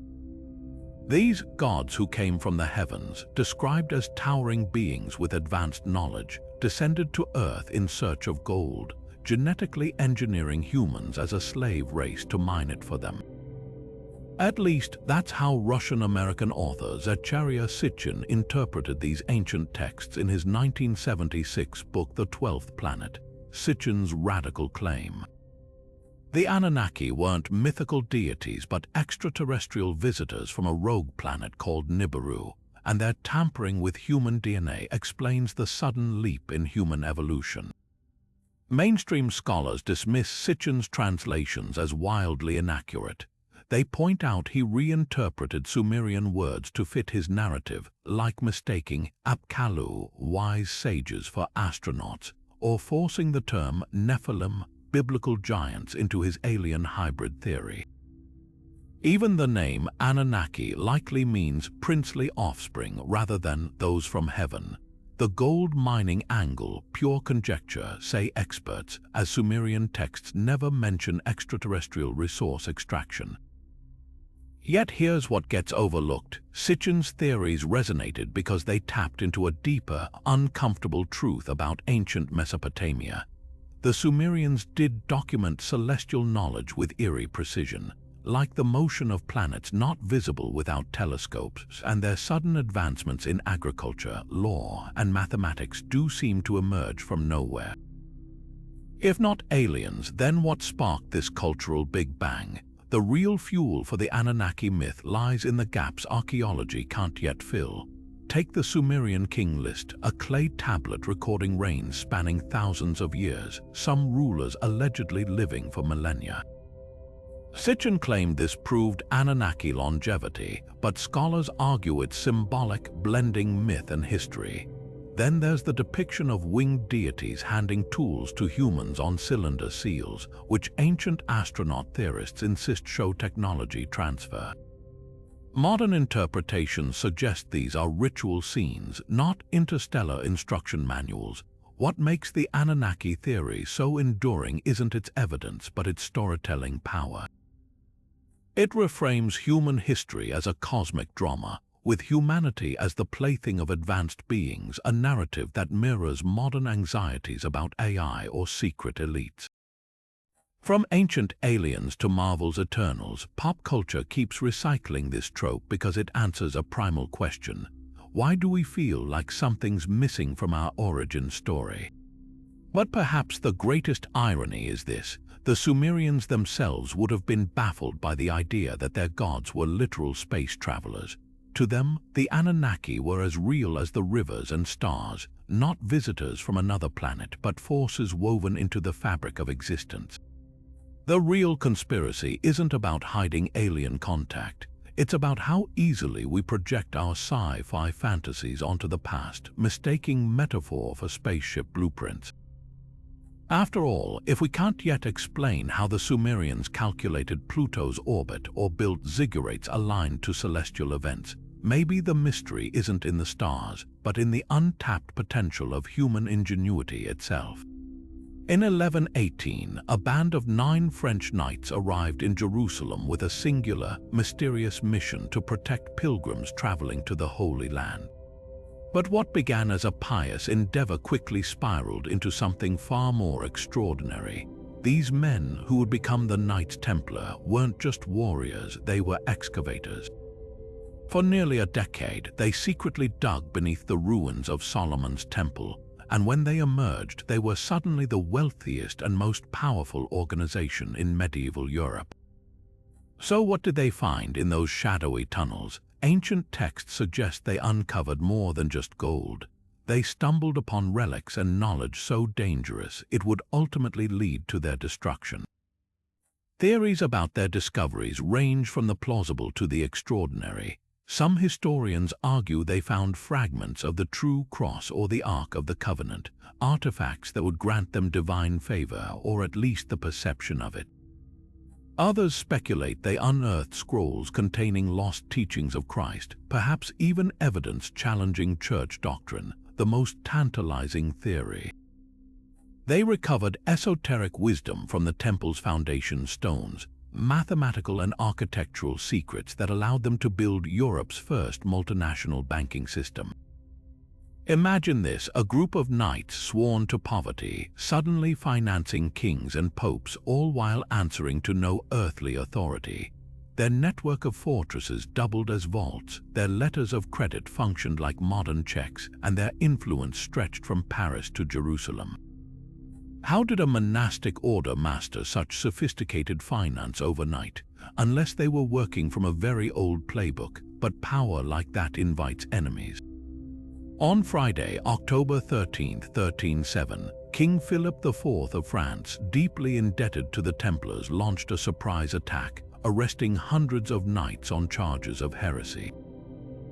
Under torture, some confessed to bizarre rituals, spitting on the cross, worshipping a mysterious head known as Baphomet.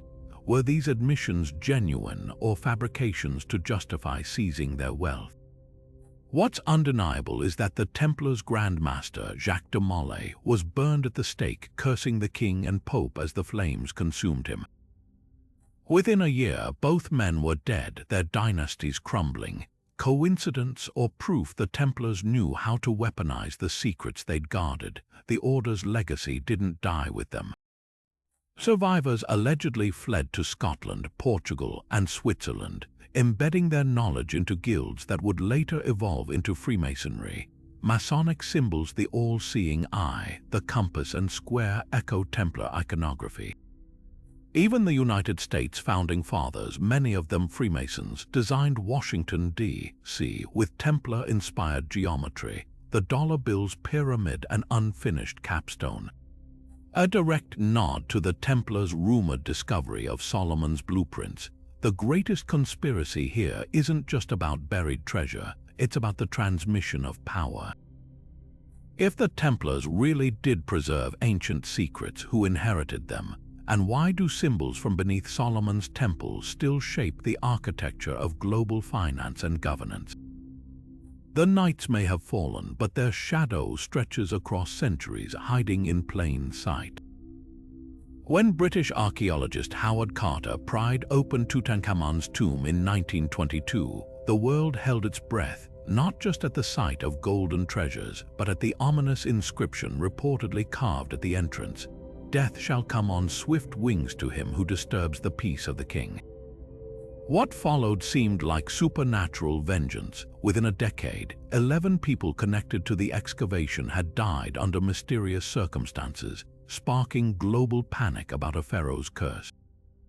Lord Carnarvon, the expedition's financier, succumbed to an infected mosquito bite mere months after entering the tomb. His death coincided with a bizarre power outage across Cairo, and his dog allegedly howled and dropped dead at the exact same moment back in England. Newspaper headlines screamed of ancient retribution, while skeptics dismissed it as superstition. But both sides missed the chilling middle ground where science and suggestion intertwine. The so-called curse wasn't some magical spell. It was a perfect storm of biology and psychology. Modern forensic analysis reveals practical explanations for each tragedy. Carnarvon's fatal infection, a lethal cocktail of pre-existing health issues and unsanitary conditions in the tomb, where millennia-old bacteria like Aspergillus niger thrived in the sealed chambers. Other team members fell victim to common ailments of the era: pneumonia, poisoning from early X-ray technology, even mundane accidents. Yet the human mind, primed by sensational headlines, connected these unrelated events into a narrative of supernatural punishment. Psychologists call this pattern-seeking apophenia, the same impulse that sees faces in clouds or links random numbers into lottery strategies. But here's where the conspiracy deepens. Howard Carter himself, the man who physically breached the tomb and handled the mummy, lived another 16 years unscathed.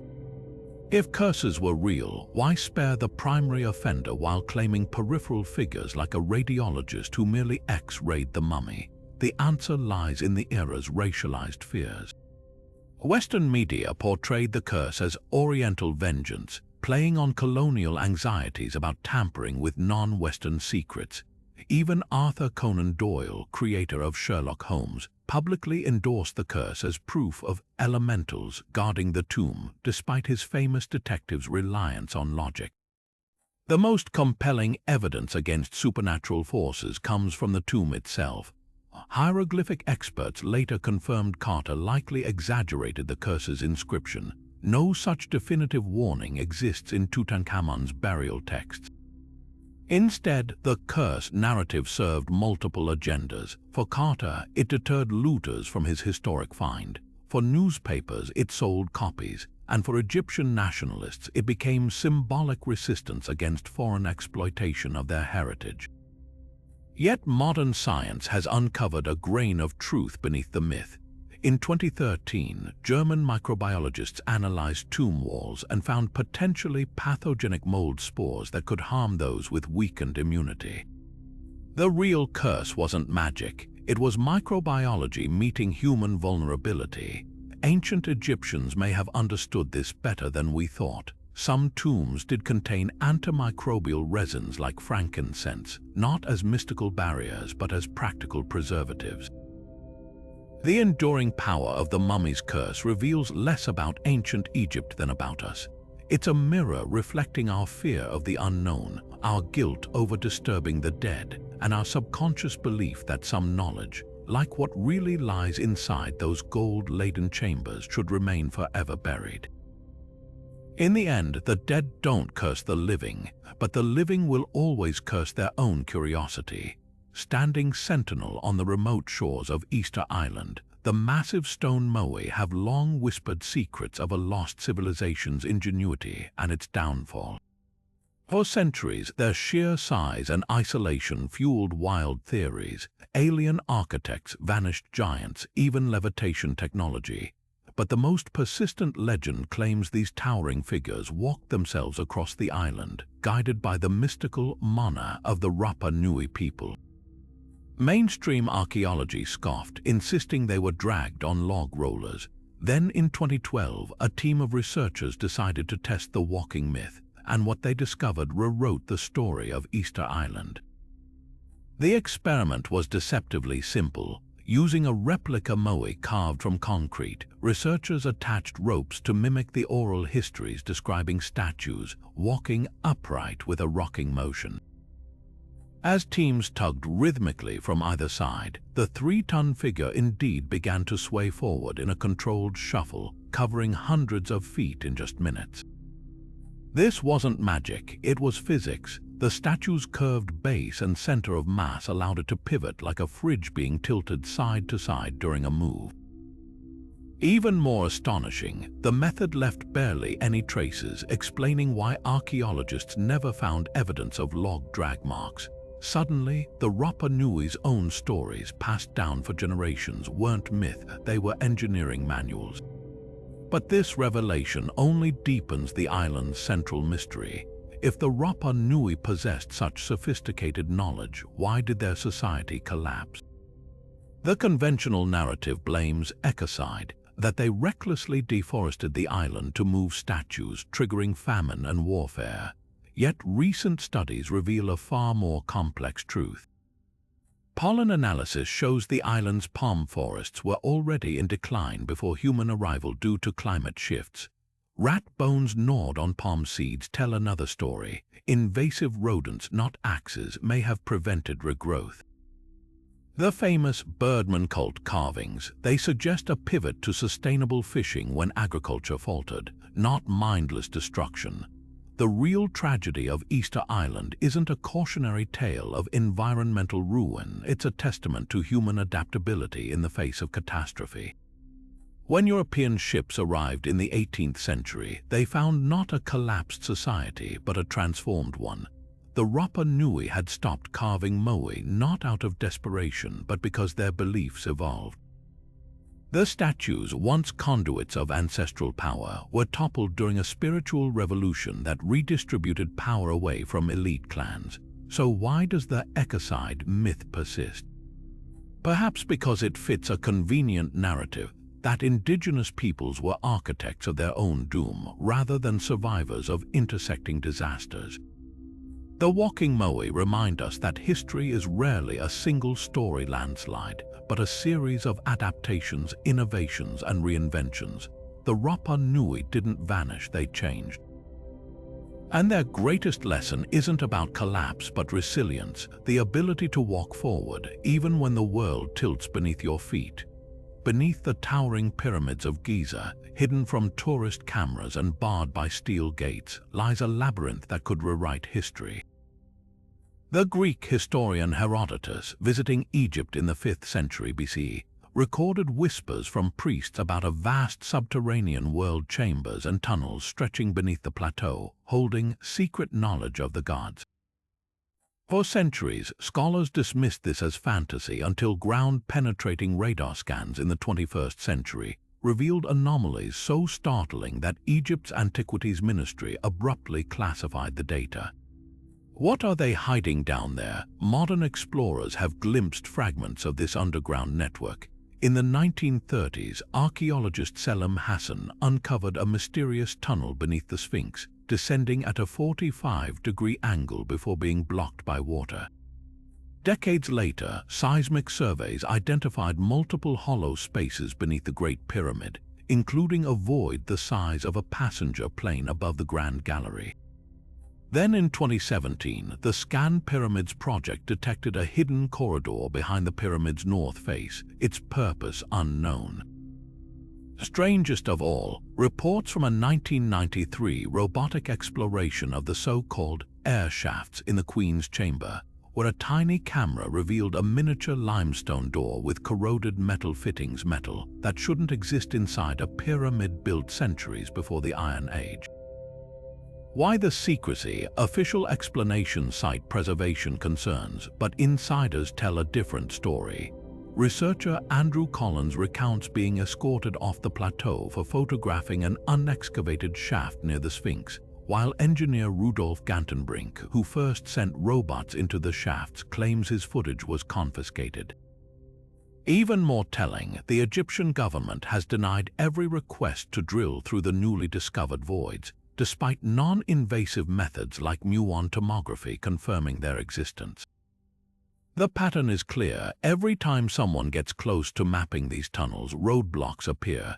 Ancient texts add fuel to the fire. The inventory stela housed in Cairo's museum states that Khufu restored the Sphinx, implying it predates him, and found the books of Thoth hidden beneath it. Arab chronicler al-Makrizi wrote in the 14th century about explorers penetrating chambers beneath the pyramids and encountering automatic statues that attacked intruders. Could these be garbled accounts of ancient security systems? Modern theorists like Graham Hancock suggest the tunnels connect to a lost hall of records, echoing Edgar Case's prophecy that humanity would rediscover Atlantean knowledge beneath Giza around the turn of the 21st century. The most compelling evidence comes from those who have ventured where cameras aren't allowed. Underground explorer Dr. Hawass once admitted in a televised interview that a hidden tunnel network exists, only to later retract his statement. Meanwhile, workers at the plateau whisper of a Sphinx chamber, accessed through a buried entrance near the pores, a claim bolstered by seismic anomalies in that exact spot. Satellite imagery even shows suspicious vehicle tracks leading to a fenced-off area northeast of the Great Pyramid, where ground conductivity scans indicate possible metal-lined passages. What makes these tunnels so threatening to mainstream history? If they contain preternastic artifacts or advanced technology, everything we know about the pyramid builders collapses. Imagine finding a library older than Sumer or machinery that explains how 40-ton granite blocks were precision-cut with copper tools. No wonder the establishment resists, because the real conspiracy isn't about hiding ancient tunnels.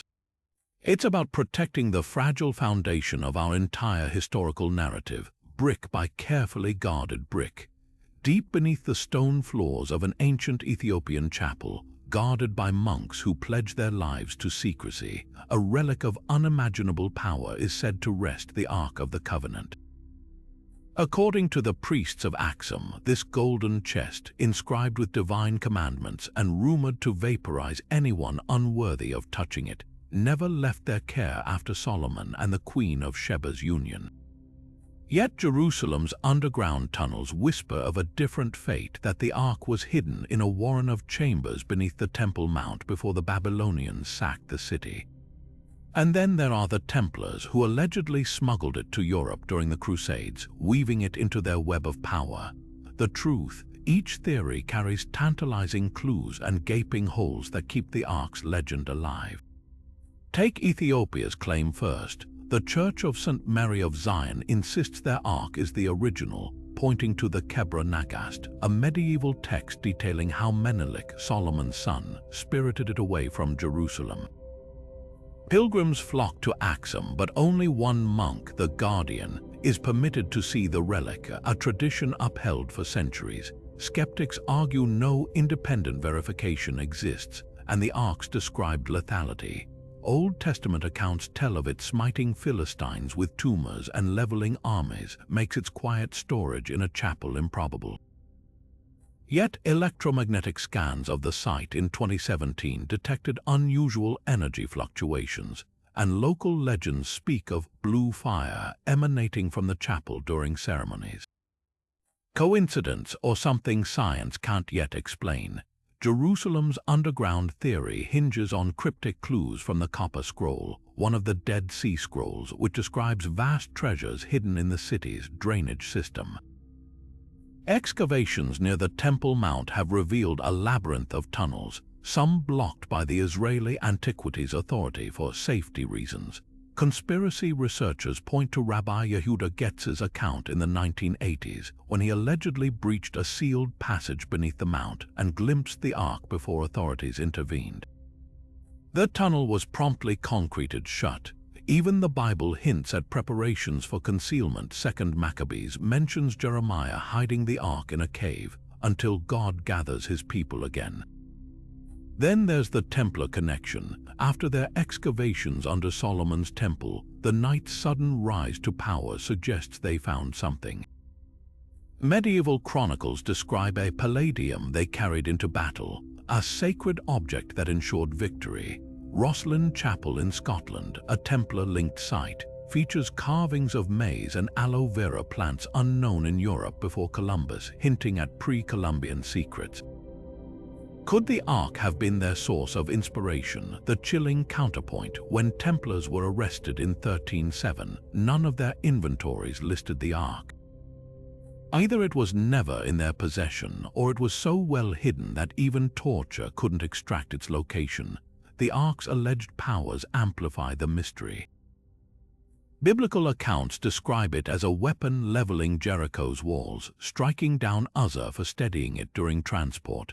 Modern theorists propose it was an ancient capacitor, its gold plates and acacia wood construction acting as an electrostatic generator. The mercy seat atop the ark with its two cherubim might have formed a primitive power ark, explaining the lethal discharges. Even its disappearance fits a pattern. Objects of immense technological or spiritual significance like the Antikythera Mechanism or the Library of Alexandria's scrolls have a habit of vanishing when regimes change. What makes the Ark's legend endure isn't just the question of where it is, but why it matters. For believers, it's a divine antenna linking heaven and earth. For historians, proof of lost technology. For governments, possibly a dangerous truth buried under geopolitics. The Temple Mount remains the world's most contested archaeological site, with excavations blocked by religious tensions. Ethiopia's Ark is both a national treasure and a spiritual grenade. If proven fake, it could destabilize a millennium of faith. And if the Templars did cache it somewhere, their descendants guard the secret fiercely. The Ark's greatest power may be its absence, keeping us searching, questioning, and wondering what happens if or when it's found. Deep in the jungles of Costa Rica, scattered across the Diquis Delta like marbles dropped by giants, lie the mysterious stone spheres that have baffled researchers for decades. Ranging from a few centimeters to over 2 meters in diameter, these perfectly round artifacts, some weighing up to 16 tons, were crafted with such precision that modern engineers struggle to explain how an ancient culture achieved such geometric perfection without metal tools or advanced mathematics. The indigenous Boruca people who inhabited the region when the Spanish arrived claimed the stones were always there, tossed into the landscape by the god Tara as part of a celestial game. But the truth behind their origin and purpose is far stranger than myth. Archaeologists date the spheres to between 300 and 1500 years ago, linking them to the Diquis culture, a pre-Columbian society known for its goldwork and intricate ceramics. Yet the stone's craftsmanship defies logic. laser scans revealed deviations of less than 2 millimeters in their spherical shape, a level of accuracy that rivals modern machining. How did artisans with stone tools polish granite and gabbro to such smoothness? Experiments show that even with months of grinding, replicating their precision is nearly impossible. Some spheres were found arranged in alignments mimicking constellations, while others guarded burial sites or ceremonial centers like silent sentinels. But here's the twist: many were moved from their original locations during the 20th century, bulldozed by banana plantation workers or rolled into gardens as ornaments, erasing critical context. UFO enthusiasts once claimed the spheres were navigation aids for extraterrestrials or remnants of Atlantis, pointing to their uncanny resemblance to the Death Star planet killer from Star Wars. But science offers a more grounded, though no less fascinating explanation. Researchers like John Hoops argue the Diquis likely used a combination of heat, water, and patience, repeatedly heating the stones with fire before cooling them rapidly to fracture the surface, then painstakingly pecking and polishing them into shape with harder stones. The sphere's alignment with solstices and their placement near waterways suggest they may have served as astronomical markers or territorial symbols, their flawless curves reflecting a cultural obsession with harmony and the cosmos. The real conspiracy isn't about aliens, it's about why so many of these spheres were deliberately smashed or buried before the Spanish conquest. Were they hidden to protect sacred knowledge? Or destroyed to erase a rival clan's legacy? Recent LiDAR scans have uncovered previously unknown spheres still buried beneath the jungle floor, their positions hinting at vast, undiscovered patterns. Each one we unearth is a silent challenge, daring us to decode a language of stone and shadow that refuses to surrender its secrets. And perhaps that's the point: some mysteries aren't meant to be solved, only pondered, reminding us that the past always holds a few cards close to its chest. When the first Dead Sea Scrolls were discovered in the caves of Qumran in 1947, the world was promised a revolution in biblical scholarship. These 2,000-year-old manuscripts, hidden in clay jars by a mysterious Jewish sect, were heralded as the greatest archaeological find of the 20th century. But what if we've only been shown half the story? Persistent rumors suggest that among the nearly 900 scrolls recovered, certain texts remain locked away, not because they're too fragile to study, but because their contents could destabilize religious and historical narratives we've held sacred for centuries. Scholars admit that around 30% of the Dead Sea Scrolls material remains unpublished, a fact that sparked fierce debates about academic transparency. Some of these withheld fragments allegedly reference messianic figures whose teachings diverge dramatically from both rabbinic Judaism and early Christianity. The most explosive claim: that one scroll describes a teacher of righteousness crucified by corrupt priests, a figure bearing striking parallels to Jesus but predating him by over a century. Could this explain why the Vatican allegedly pressured researchers to delay releasing certain translations until the 1990s? The Church denies interference, but the timeline is suspicious. Key scrolls describing alternative creation myths and heavenly battles weren't fully published until 2006, decades after their discovery. The secrecy extends beyond Christianity. Several scrolls delve into Jewish mysticism so advanced that it reshapes our understanding of the Kabbalah's origins. One fragment, catalogued as 4Q318, contains celestial divination tables matching descriptions in the later Zohar, a text supposedly revealed in medieval Spain. If authentic, this pushes back the timeline of Kabbalistic knowledge by 1,000 years, challenging the official narrative of its development. Even more provocative are the so-called angel scrolls, which detail rituals for summoning and commanding angelic beings, including names and sigils later found in banned grimoires like the Key of Solomon. Mainstream scholars dismiss conspiracy theories, arguing that delayed publications stem from painstaking preservation work and academic bureaucracy. yet the handling of the scrolls has been anything but transparent. Early excavators like Roland de Vaux kept crucial fragments in private collections, while the original team of translators operated as an insular clique, controlling access for decades. When independent researchers like Robert Eisenman challenged their interpretations in the 1980s, they faced fierce opposition. Eisenman's theory that some scrolls depicted a militant messiah was initially ridiculed, only to gain traction years later when additional fragments supported his case. The most tantalizing question isn't just what's hidden, but why it matters. Imagine if a scroll confirmed that the Essenes, the sect likely responsible for the scrolls, practiced a form of proto-Christianity complete with sacramental meals and resurrection beliefs. Or if another revealed that key Old Testament stories were adapted from earlier Essene texts. These wouldn't just be academic curiosities, they'd force a reckoning with the very foundations of Western faith. Perhaps that's the real reason some doors stay locked, not to protect ancient parchment, but to shield modern believers from truths that might unravel 2 millennia of doctrine. Until every scrap is published and scrutinized, the Dead Sea Scrolls will remain as much a mystery as they were the day a Bedouin shepherd stumbled upon them, chasing a stray goat into history's most guarded secret. The towering pyramids of Tikal stand silent in the Guatemalan jungle, their steps once teeming with astronomers in jaguar pelts now reclaimed by strangler figs and howler monkeys. The collapse of the ancient Maya remains one of history's most debated mysteries, an entire civilization of mathematicians, architects, and sky watchers vanishing seemingly overnight.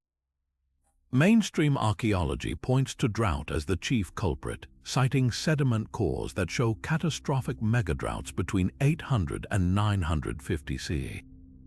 But scratch beneath the surface and you'll find a web of competing theories, political agendas, and whispers of something far stranger behind the abandonment of these stone cities. Take the drought narrative first. Tree ring studies and lakebed samples confirm the Maya lowlands suffered prolonged dry spells, with rainfall dropping by 40% at the crisis's peak.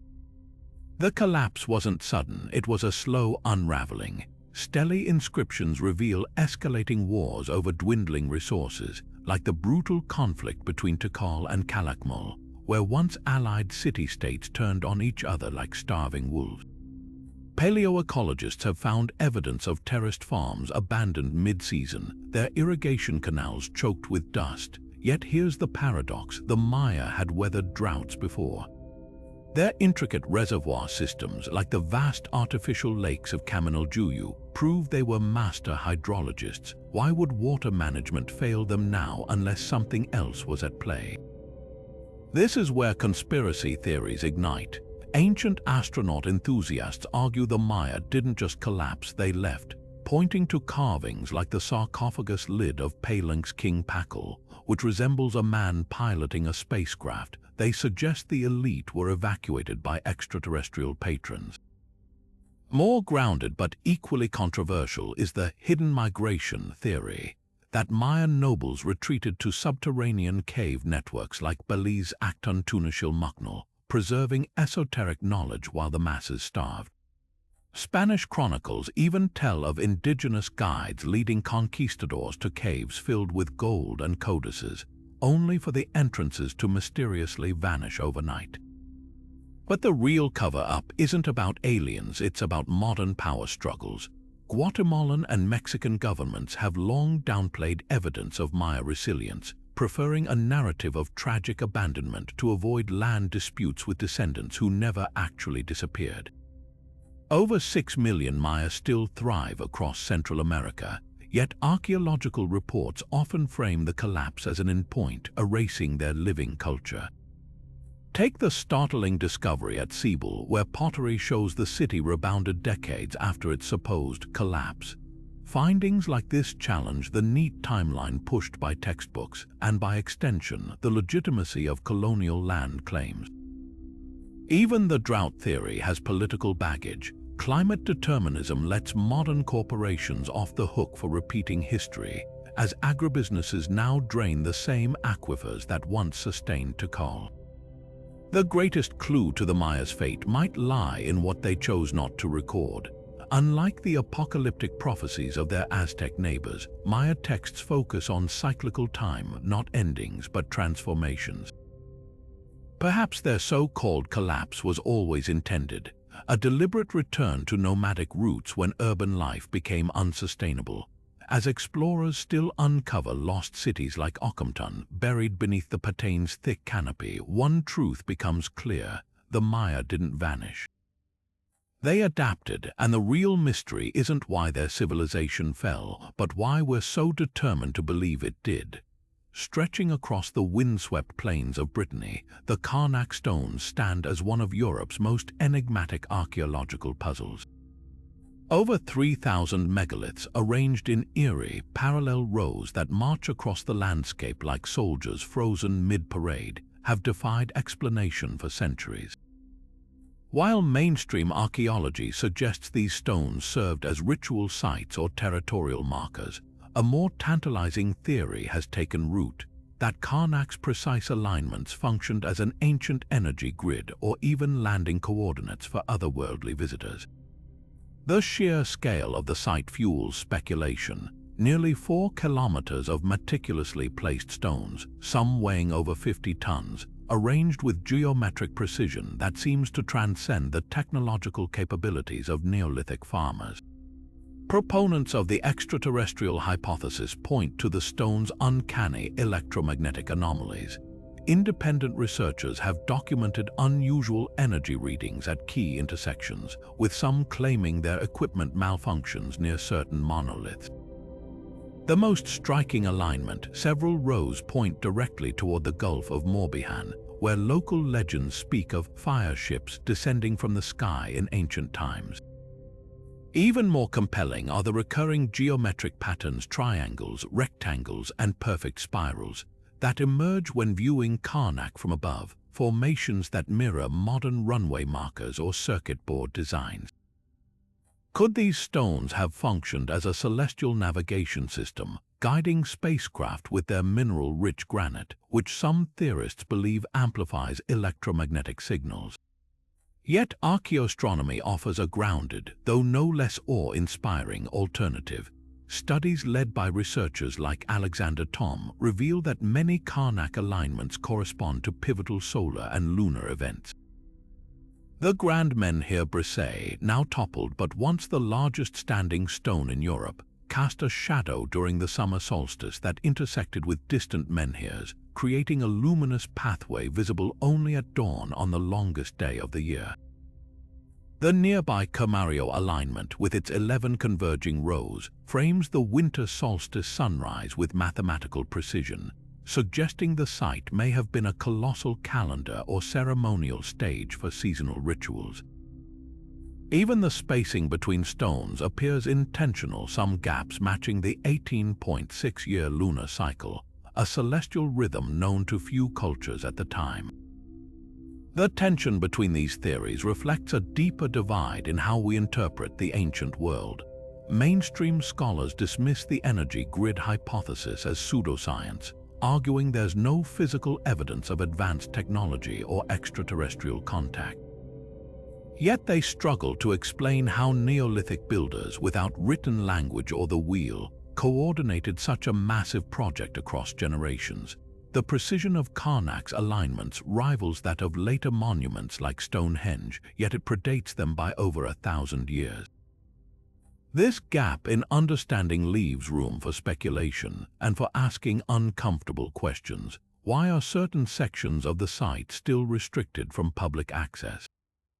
Why did early 20th century excavations halt abruptly after uncovering strange quartz deposits beneath the stones? Perhaps the truth lies in a synthesis of both perspectives.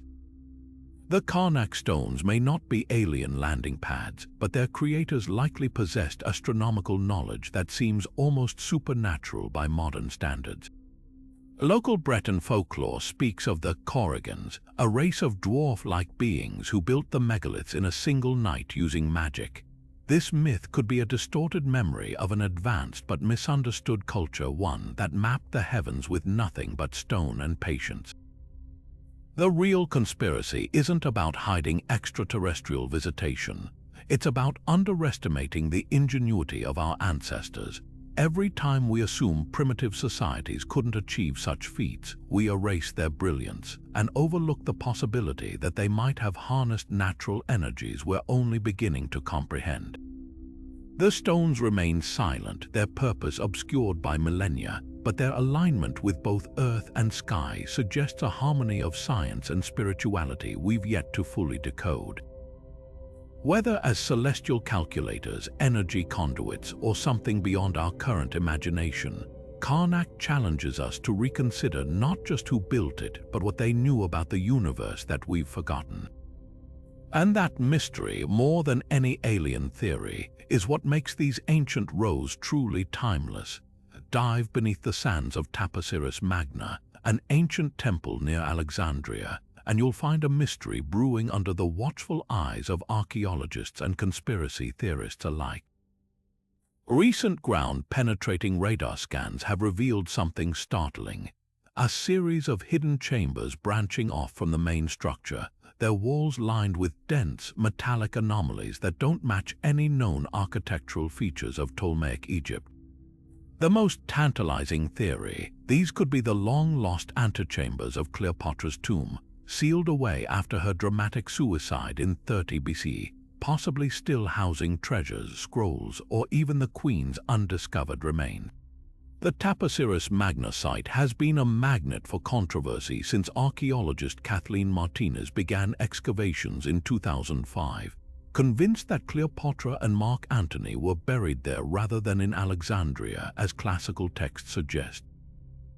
Her team's discoveries a network of tunnels, coins bearing Cleopatra's likeness, and a massive alabaster statue that might depict the Queen hint at the temple's royal significance. But the radar scans conducted in 2021 add fuel to the fire. They show 3 distinct voids 20 meters below the surface, each exhibiting unusual electromagnetic readings. One chamber, roughly the size of a small banquet hall, contains rectangular objects that could be sarcophagi or chests. The kicker: the walls of this space are interlaced with thin layers of lead, a material the Egyptians used to shield sacred spaces from spiritual corruption. Was this a royal crypt designed to protect Cleopatra's legacy from Roman desecration? Mainstream Egyptology remains skeptical. Critics argue that Taposiris Magna, while impressive, was a religious center for Osiris, not a royal burial site. They point out that no pharaohs of Cleopatra's dynasty were interred outside Alexandria's royal quarter. But here's the counterpoint: Cleopatra wasn't just any pharaoh.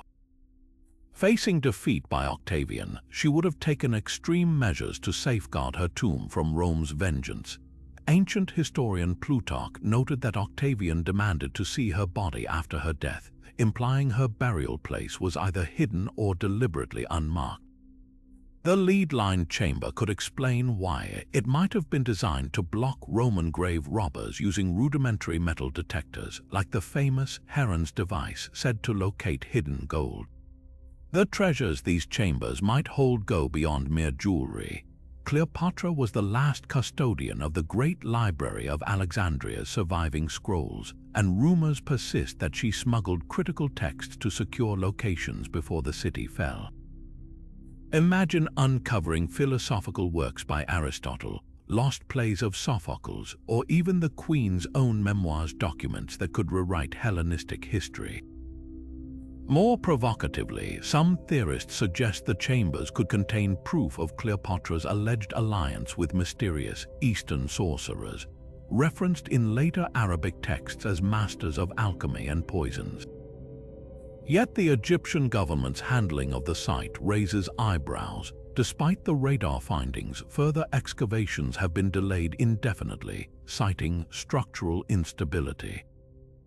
Independent researchers claim this is a smokescreen, noting that other high-profile digs like those in the Valley of the Kings proceed despite far riskier conditions.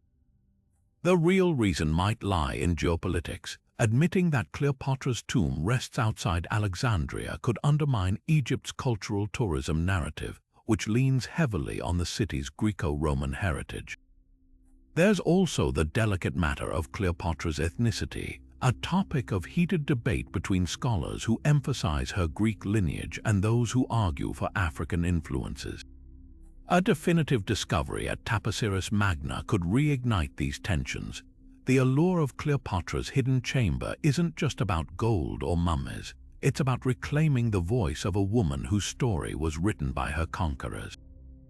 Every artifact there could challenge Roman propaganda that painted her as a seductress rather than the polymath ruler who spoke 9 languages and authored medical texts.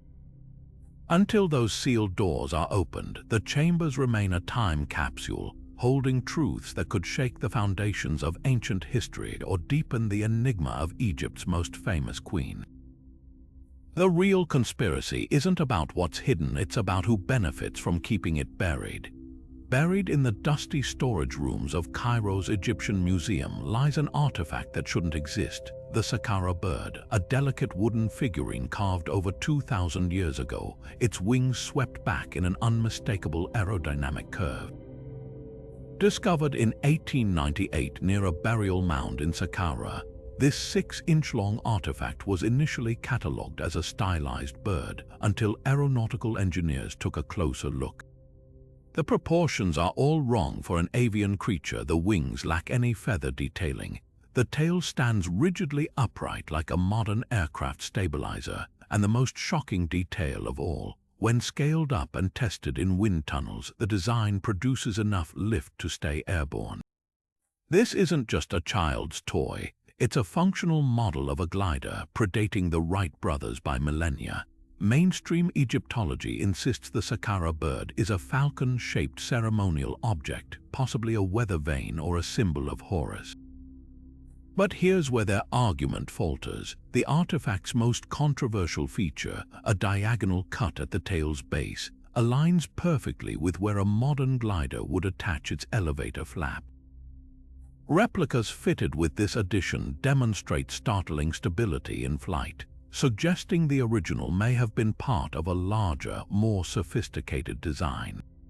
Even more compelling, the Saqqara bird's wings employ the same downward curvature called dihedral used in modern aircraft to prevent midair rolling. These aren't random artistic choices, they're engineering principles that ancient cultures shouldn't have understood until the 20th century. The resistance to this theory reveals a deeper bias in academia.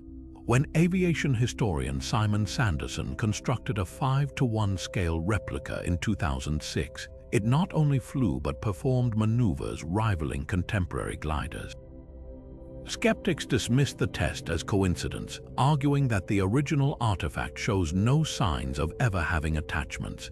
Yet this ignores a crucial detail. The base of the tail is slightly eroded, leaving open the possibility that critical components were lost or deliberately removed. Could this have been a working prototype for something larger?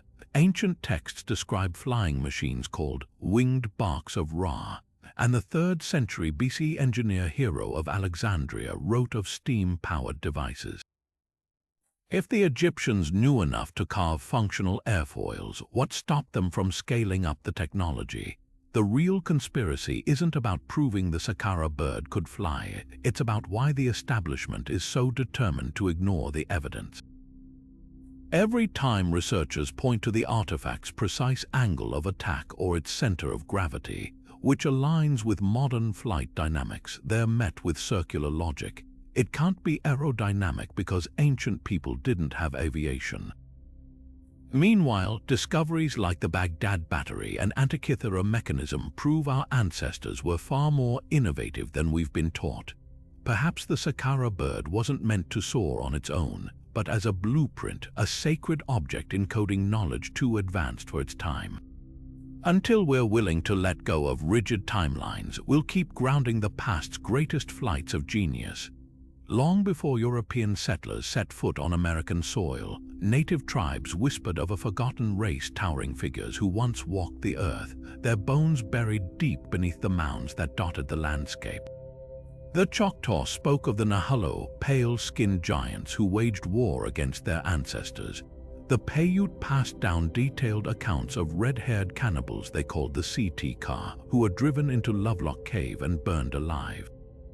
These weren't vague myths. Tribal elders described their height, their weapons, even the way their copper-colored hair caught the firelight.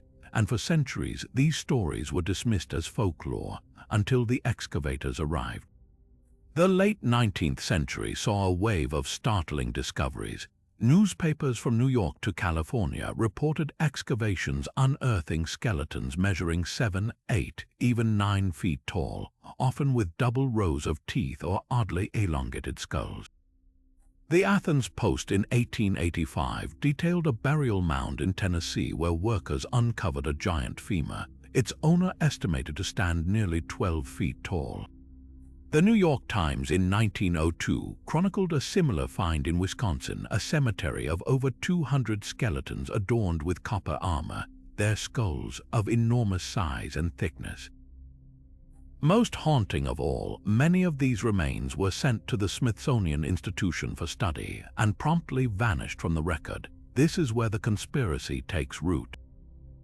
Independent researchers like Jim Vieira have spent decades combing through antique newspapers and witness testimonies, compiling over 1,000 accounts of giant skeleton discoveries across America.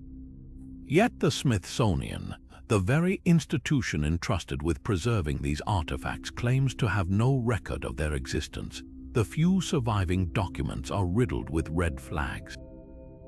A 1914 Smithsonian ethnology report mentions unusually large skeletons found in West Virginia, only to conclude they were freakish anomalies and dispose of them.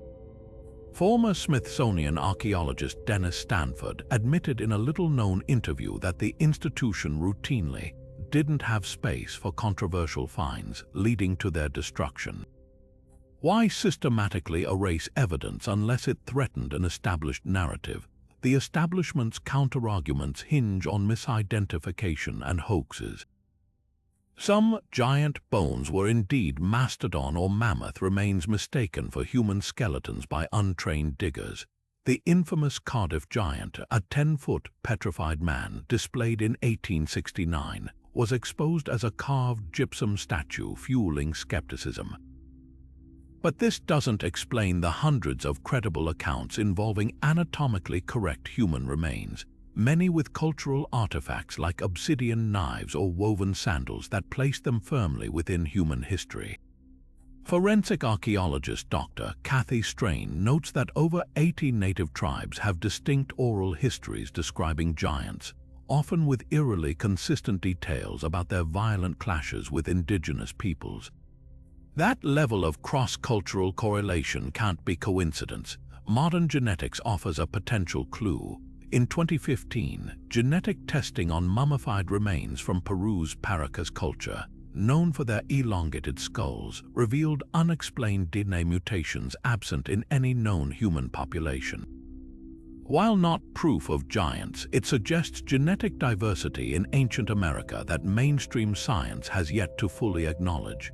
Even more telling is the Smithsonian's own classified correspondence, obtained through FOIA requests, discussing the problematic size of skeletons found during Depression-era WPA excavations.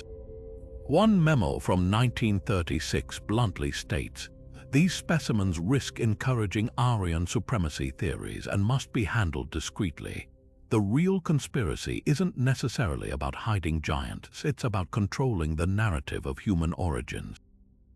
If America was once home to an advanced, large-statured culture predating native peoples, it rewrites the textbook story of migration and settlement.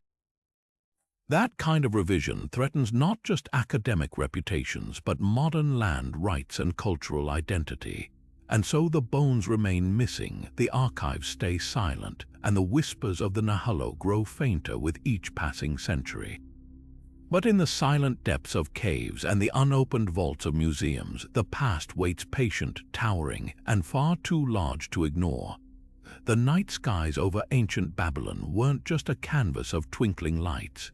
They were a meticulously mapped codex, a celestial library where priests tracked the movements of gods. Around 4,000 years ago, these stargazers of Mesopotamia didn't just invent astrology. They systematized it with mathematical precision, dividing the heavens into 12 equal parts, each tied to specific omens and deities. But here's the unsettling question lurking in the cuneiform tablets they left behind. How did a civilization without telescopes or advanced optics calculate planetary cycles with such accuracy? The Venus tablet of Amasajuka, dating to 1700 BC, records the planet's movements over 21 years with an error margin of less than 1%. This isn't just observational prowess, it's as if someone handed them a pre-calculated astronomical cheat sheet. The Babylonian MUL, a pinned tablets among the oldest surviving astronomical documents, don't just list constellations, they describe celestial events that shouldn't have been visible to the naked eye. The retrograde motion of Mars, for example, is plotted with a clarity that defies primitive tools. Modern researchers like Dr. David Brown suggest these records might encode knowledge passed down from even older, lost cultures, perhaps survivors of the Younger Dryas cataclysm 12,000 years ago who carried fragments of advanced science. The zodiac's origins grow stranger when you examine the animal symbols assigned to each sign. Babylonian boundary stones depict Scorpio not as a scorpion, but as a winged serpent resembling the Nagas of Hindu cosmology, while Gemini appears as twin deities holding what look like technical instruments. These aren't arbitrary choices, they're echoes of a shared global mythos that predates written history. Skeptics argue that centuries of patient observation could account for these feats. But the Enuma Anu Enlil, a collection of 70 celestial omens, reveals something more provocative. It describes Jupiter's moons, invisible without magnification, as attendants circling the planet.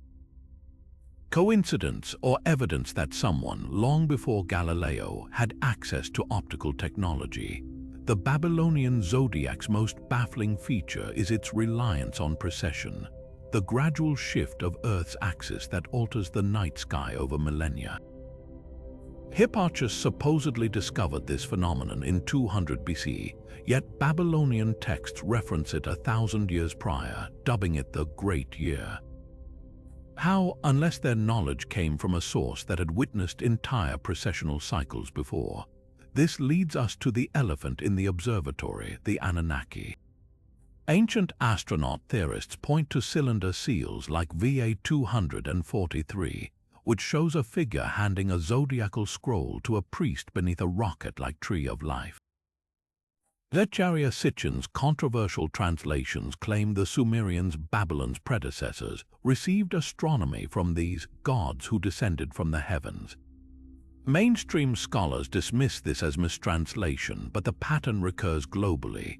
The Dogon tribe of Mali, untouched by modern astronomy until the 1930s, knew of Sirius B, a white dwarf star invisible without telescopes, and described its 50-year orbit exactly. Their legends say this knowledge came from amphibious beings called Nomos who arrived from the sky. The zodiac's true conspiracy isn't about horoscopes or personality traits. It's about the unbroken thread connecting Babylon's clay tablets, Egypt's Deccan stars, and India's nakshatras. These systems didn't evolve independently. They're fragments of a shattered whole, a universal language of the stars we've yet to fully decipher. When modern astronomers use Babylonian eclipse data to calibrate historical timelines, they're unwittingly admitting these ancients saw further than we've been taught to believe. The real question isn't whether the stars influence us, it's who first taught us to read their messages and why they went to such lengths to ensure we wouldn't forget. Imagine walking through the grand halls of the Library of Alexandria, where every scroll you touch contains secrets that could rewrite history. Founded in the 3rd century before the Common Era, this intellectual powerhouse wasn't just a repository of books, it was the beating heart of human knowledge, housing an estimated 500,000 scrolls from across the ancient world. Philosophers, scientists, and poets flocked here to study, debate, and push the boundaries of understanding.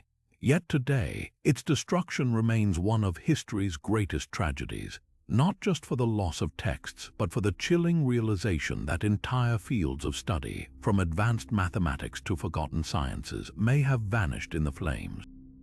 The question isn't just what burned, it's how much we'll never know because of it. The library's demise wasn't a single catastrophic event, but a slow unraveling of neglect, conflict, and political purges. Popular myth blames Julius Caesar's siege in 48 BC, when his troops set fire to the harbor and the flames allegedly spread to the library's shelves. But historians note the destruction was partial. Later rulers, like Emperor Orion and the Christian patriarch Theophilus, continued the assault, erasing what remained in waves of religious and ideological fervor. Each act of vandalism chipped away at humanity's collective memory. Think of the works we know were lost: Aristotle's personal writings on logic, Euclid's treatises beyond geometry, Archimedes' blueprints for machines that could have jump-started the Industrial Revolution 1,000 years early. Even more haunting are the titles we'll never know existed: scrolls on alchemy, astronomy, or even maps of lands history has forgotten. Among the most tantalizing losses are the works of the legendary alchemist Hermes Trismegistus, whose writings supposedly bridged science and the divine. His Emerald Tablet, a cryptic text that survived through Arabic translations, hints at a unified theory of matter and energy, knowledge that medieval alchemists spent lifetimes trying to reconstruct. What if the library held the rest of his manuscripts, detailing transformations we'd consider miraculous? Then there's the mysterious Book of Thoth, an Egyptian text rumored to grant its reader unimaginable power over nature. Surviving fragments describe it as a guide to manipulating reality itself, hidden away in the library's deepest vaults. Were these just myths, or did the library's ashes consume truths too dangerous for the ancient world to keep? Perhaps the greatest loss wasn't just scientific, it was historical. The library housed accounts from travelers, diplomats, and scholars who documented civilizations now erased from time. Imagine the logs of sailors who mapped Antarctica before the ice, or chronicles of Atlantis from priests who claimed it wasn't a myth but a cautionary tale. The Greek historian Hecataeus wrote of a land beyond the Pillars of Hercules where cities sank beneath the waves, while Babylonian astronomers kept records of celestial events stretching back millennia. Without these sources, we're left with fragments and folklore, piecing together history's puzzle with half the pieces missing. Yet the conspiracy runs deeper than accidental destruction. Some scholars argue the library wasn't just burned, it was targeted. The Roman Senate, early Christian leaders, and even rival academic centers had motives to suppress its knowledge. When Hypatia, the library's last great scholar, was murdered by a Christian mob in 415 CE, it wasn't just a person they killed, it was the final guardian of a dying legacy. The systematic erasure of pagan science paved the way for a darker age where dogma overshadowed discovery. The real tragedy isn't that the library burned, it's that someone wanted it gone. What if the library's legacy isn't entirely lost? Whispers persist that some scrolls were smuggled to safety, hidden in desert monasteries, sealed beneath Constantinople's palaces, or even carried to Timbuktu's secret archives. Every so often, a discovery reignites hope: the charred scrolls of Herculaneum, deciphered through modern imaging, or the Nag Hammadi texts, which revealed alternate Christian gospels buried for centuries. Could other caches still lie waiting? The library's ghost lingers in every recovered manuscript, every fragment that challenges what we thought we knew. Its burning didn't just erase the past, it stole the future we might have had. And that's a conspiracy no flame can fully silence. From the precision-cut stones of Puma Punku to the whispered secrets beneath the Sphinx's paws, these 30 conspiracies don't just poke holes in history, they tear open entire corridors of possibility. Think about it, the Great Pyramid's celestial alignment, the Antikythera Mechanism's gears, the Baghdad Battery's quiet hum of forgotten science, each one a wrench thrown into the carefully calibrated machine of orthodox history. These aren't just anomalies, they're breadcrumbs leading us toward a startling truth. Our past is far stranger, far more sophisticated than any textbook dares to admit. Consider the weight of what we've uncovered together. The Dropa Stones' eerie alien hieroglyphs, the Voynich Manuscript's uncrackable code, the elongated skulls of Paracas whispering of lost human lineages, these aren't random curiosities. They form a pattern, a shadow history pulsing beneath the surface of sanctioned narratives. Even the mainstream's dismissals backfire. When scholars claim the Bosnian Pyramids are just hills, or the Tartaria tablets mere ritual objects, they reveal more about our own biases than the artifacts themselves. Why are we so resistant to rewriting the past? This isn't about choosing between aliens or ancient genius. It's about acknowledging that the timeline we've been handed is incomplete, perhaps deliberately. The Hall of Records rumored beneath Giza, the suppressed giant's bones, the Templars' vaults of forbidden knowledge, all point to a systematic erasure. Who benefits from a humanity that forgets its own potential? The answer might lie in the very institutions that gatekeep history. Museums that lock away controversial finds, governments that restrict excavations, academic circles that ridicule dissent. So where do we go from here? Dive deeper, cross-reference the Mahabharata's nuclear wars with the vitrified ruins of Mohenjo-Daro. Compare Plato's Atlantis to Antarctica's ice-piercing pyramids. Trace the Fibonacci sequence in Carnac Stones back to the hidden math of Göbekli Tepe. The clues are everywhere, but they demand curiosity over complacency. That leaves us with one unavoidable question, whispered by every artifact we've touched today. How much of our past is still hidden, not lost, just waiting? Waiting for someone like you to look closer, question louder, and demand answers. So hit like if you're ready to dig deeper, subscribe for more uncovered truths, and drop your favorite conspiracy in the comments. The most thrilling chapters of history aren't behind us, they're buried just beneath our curiosity, and the shovel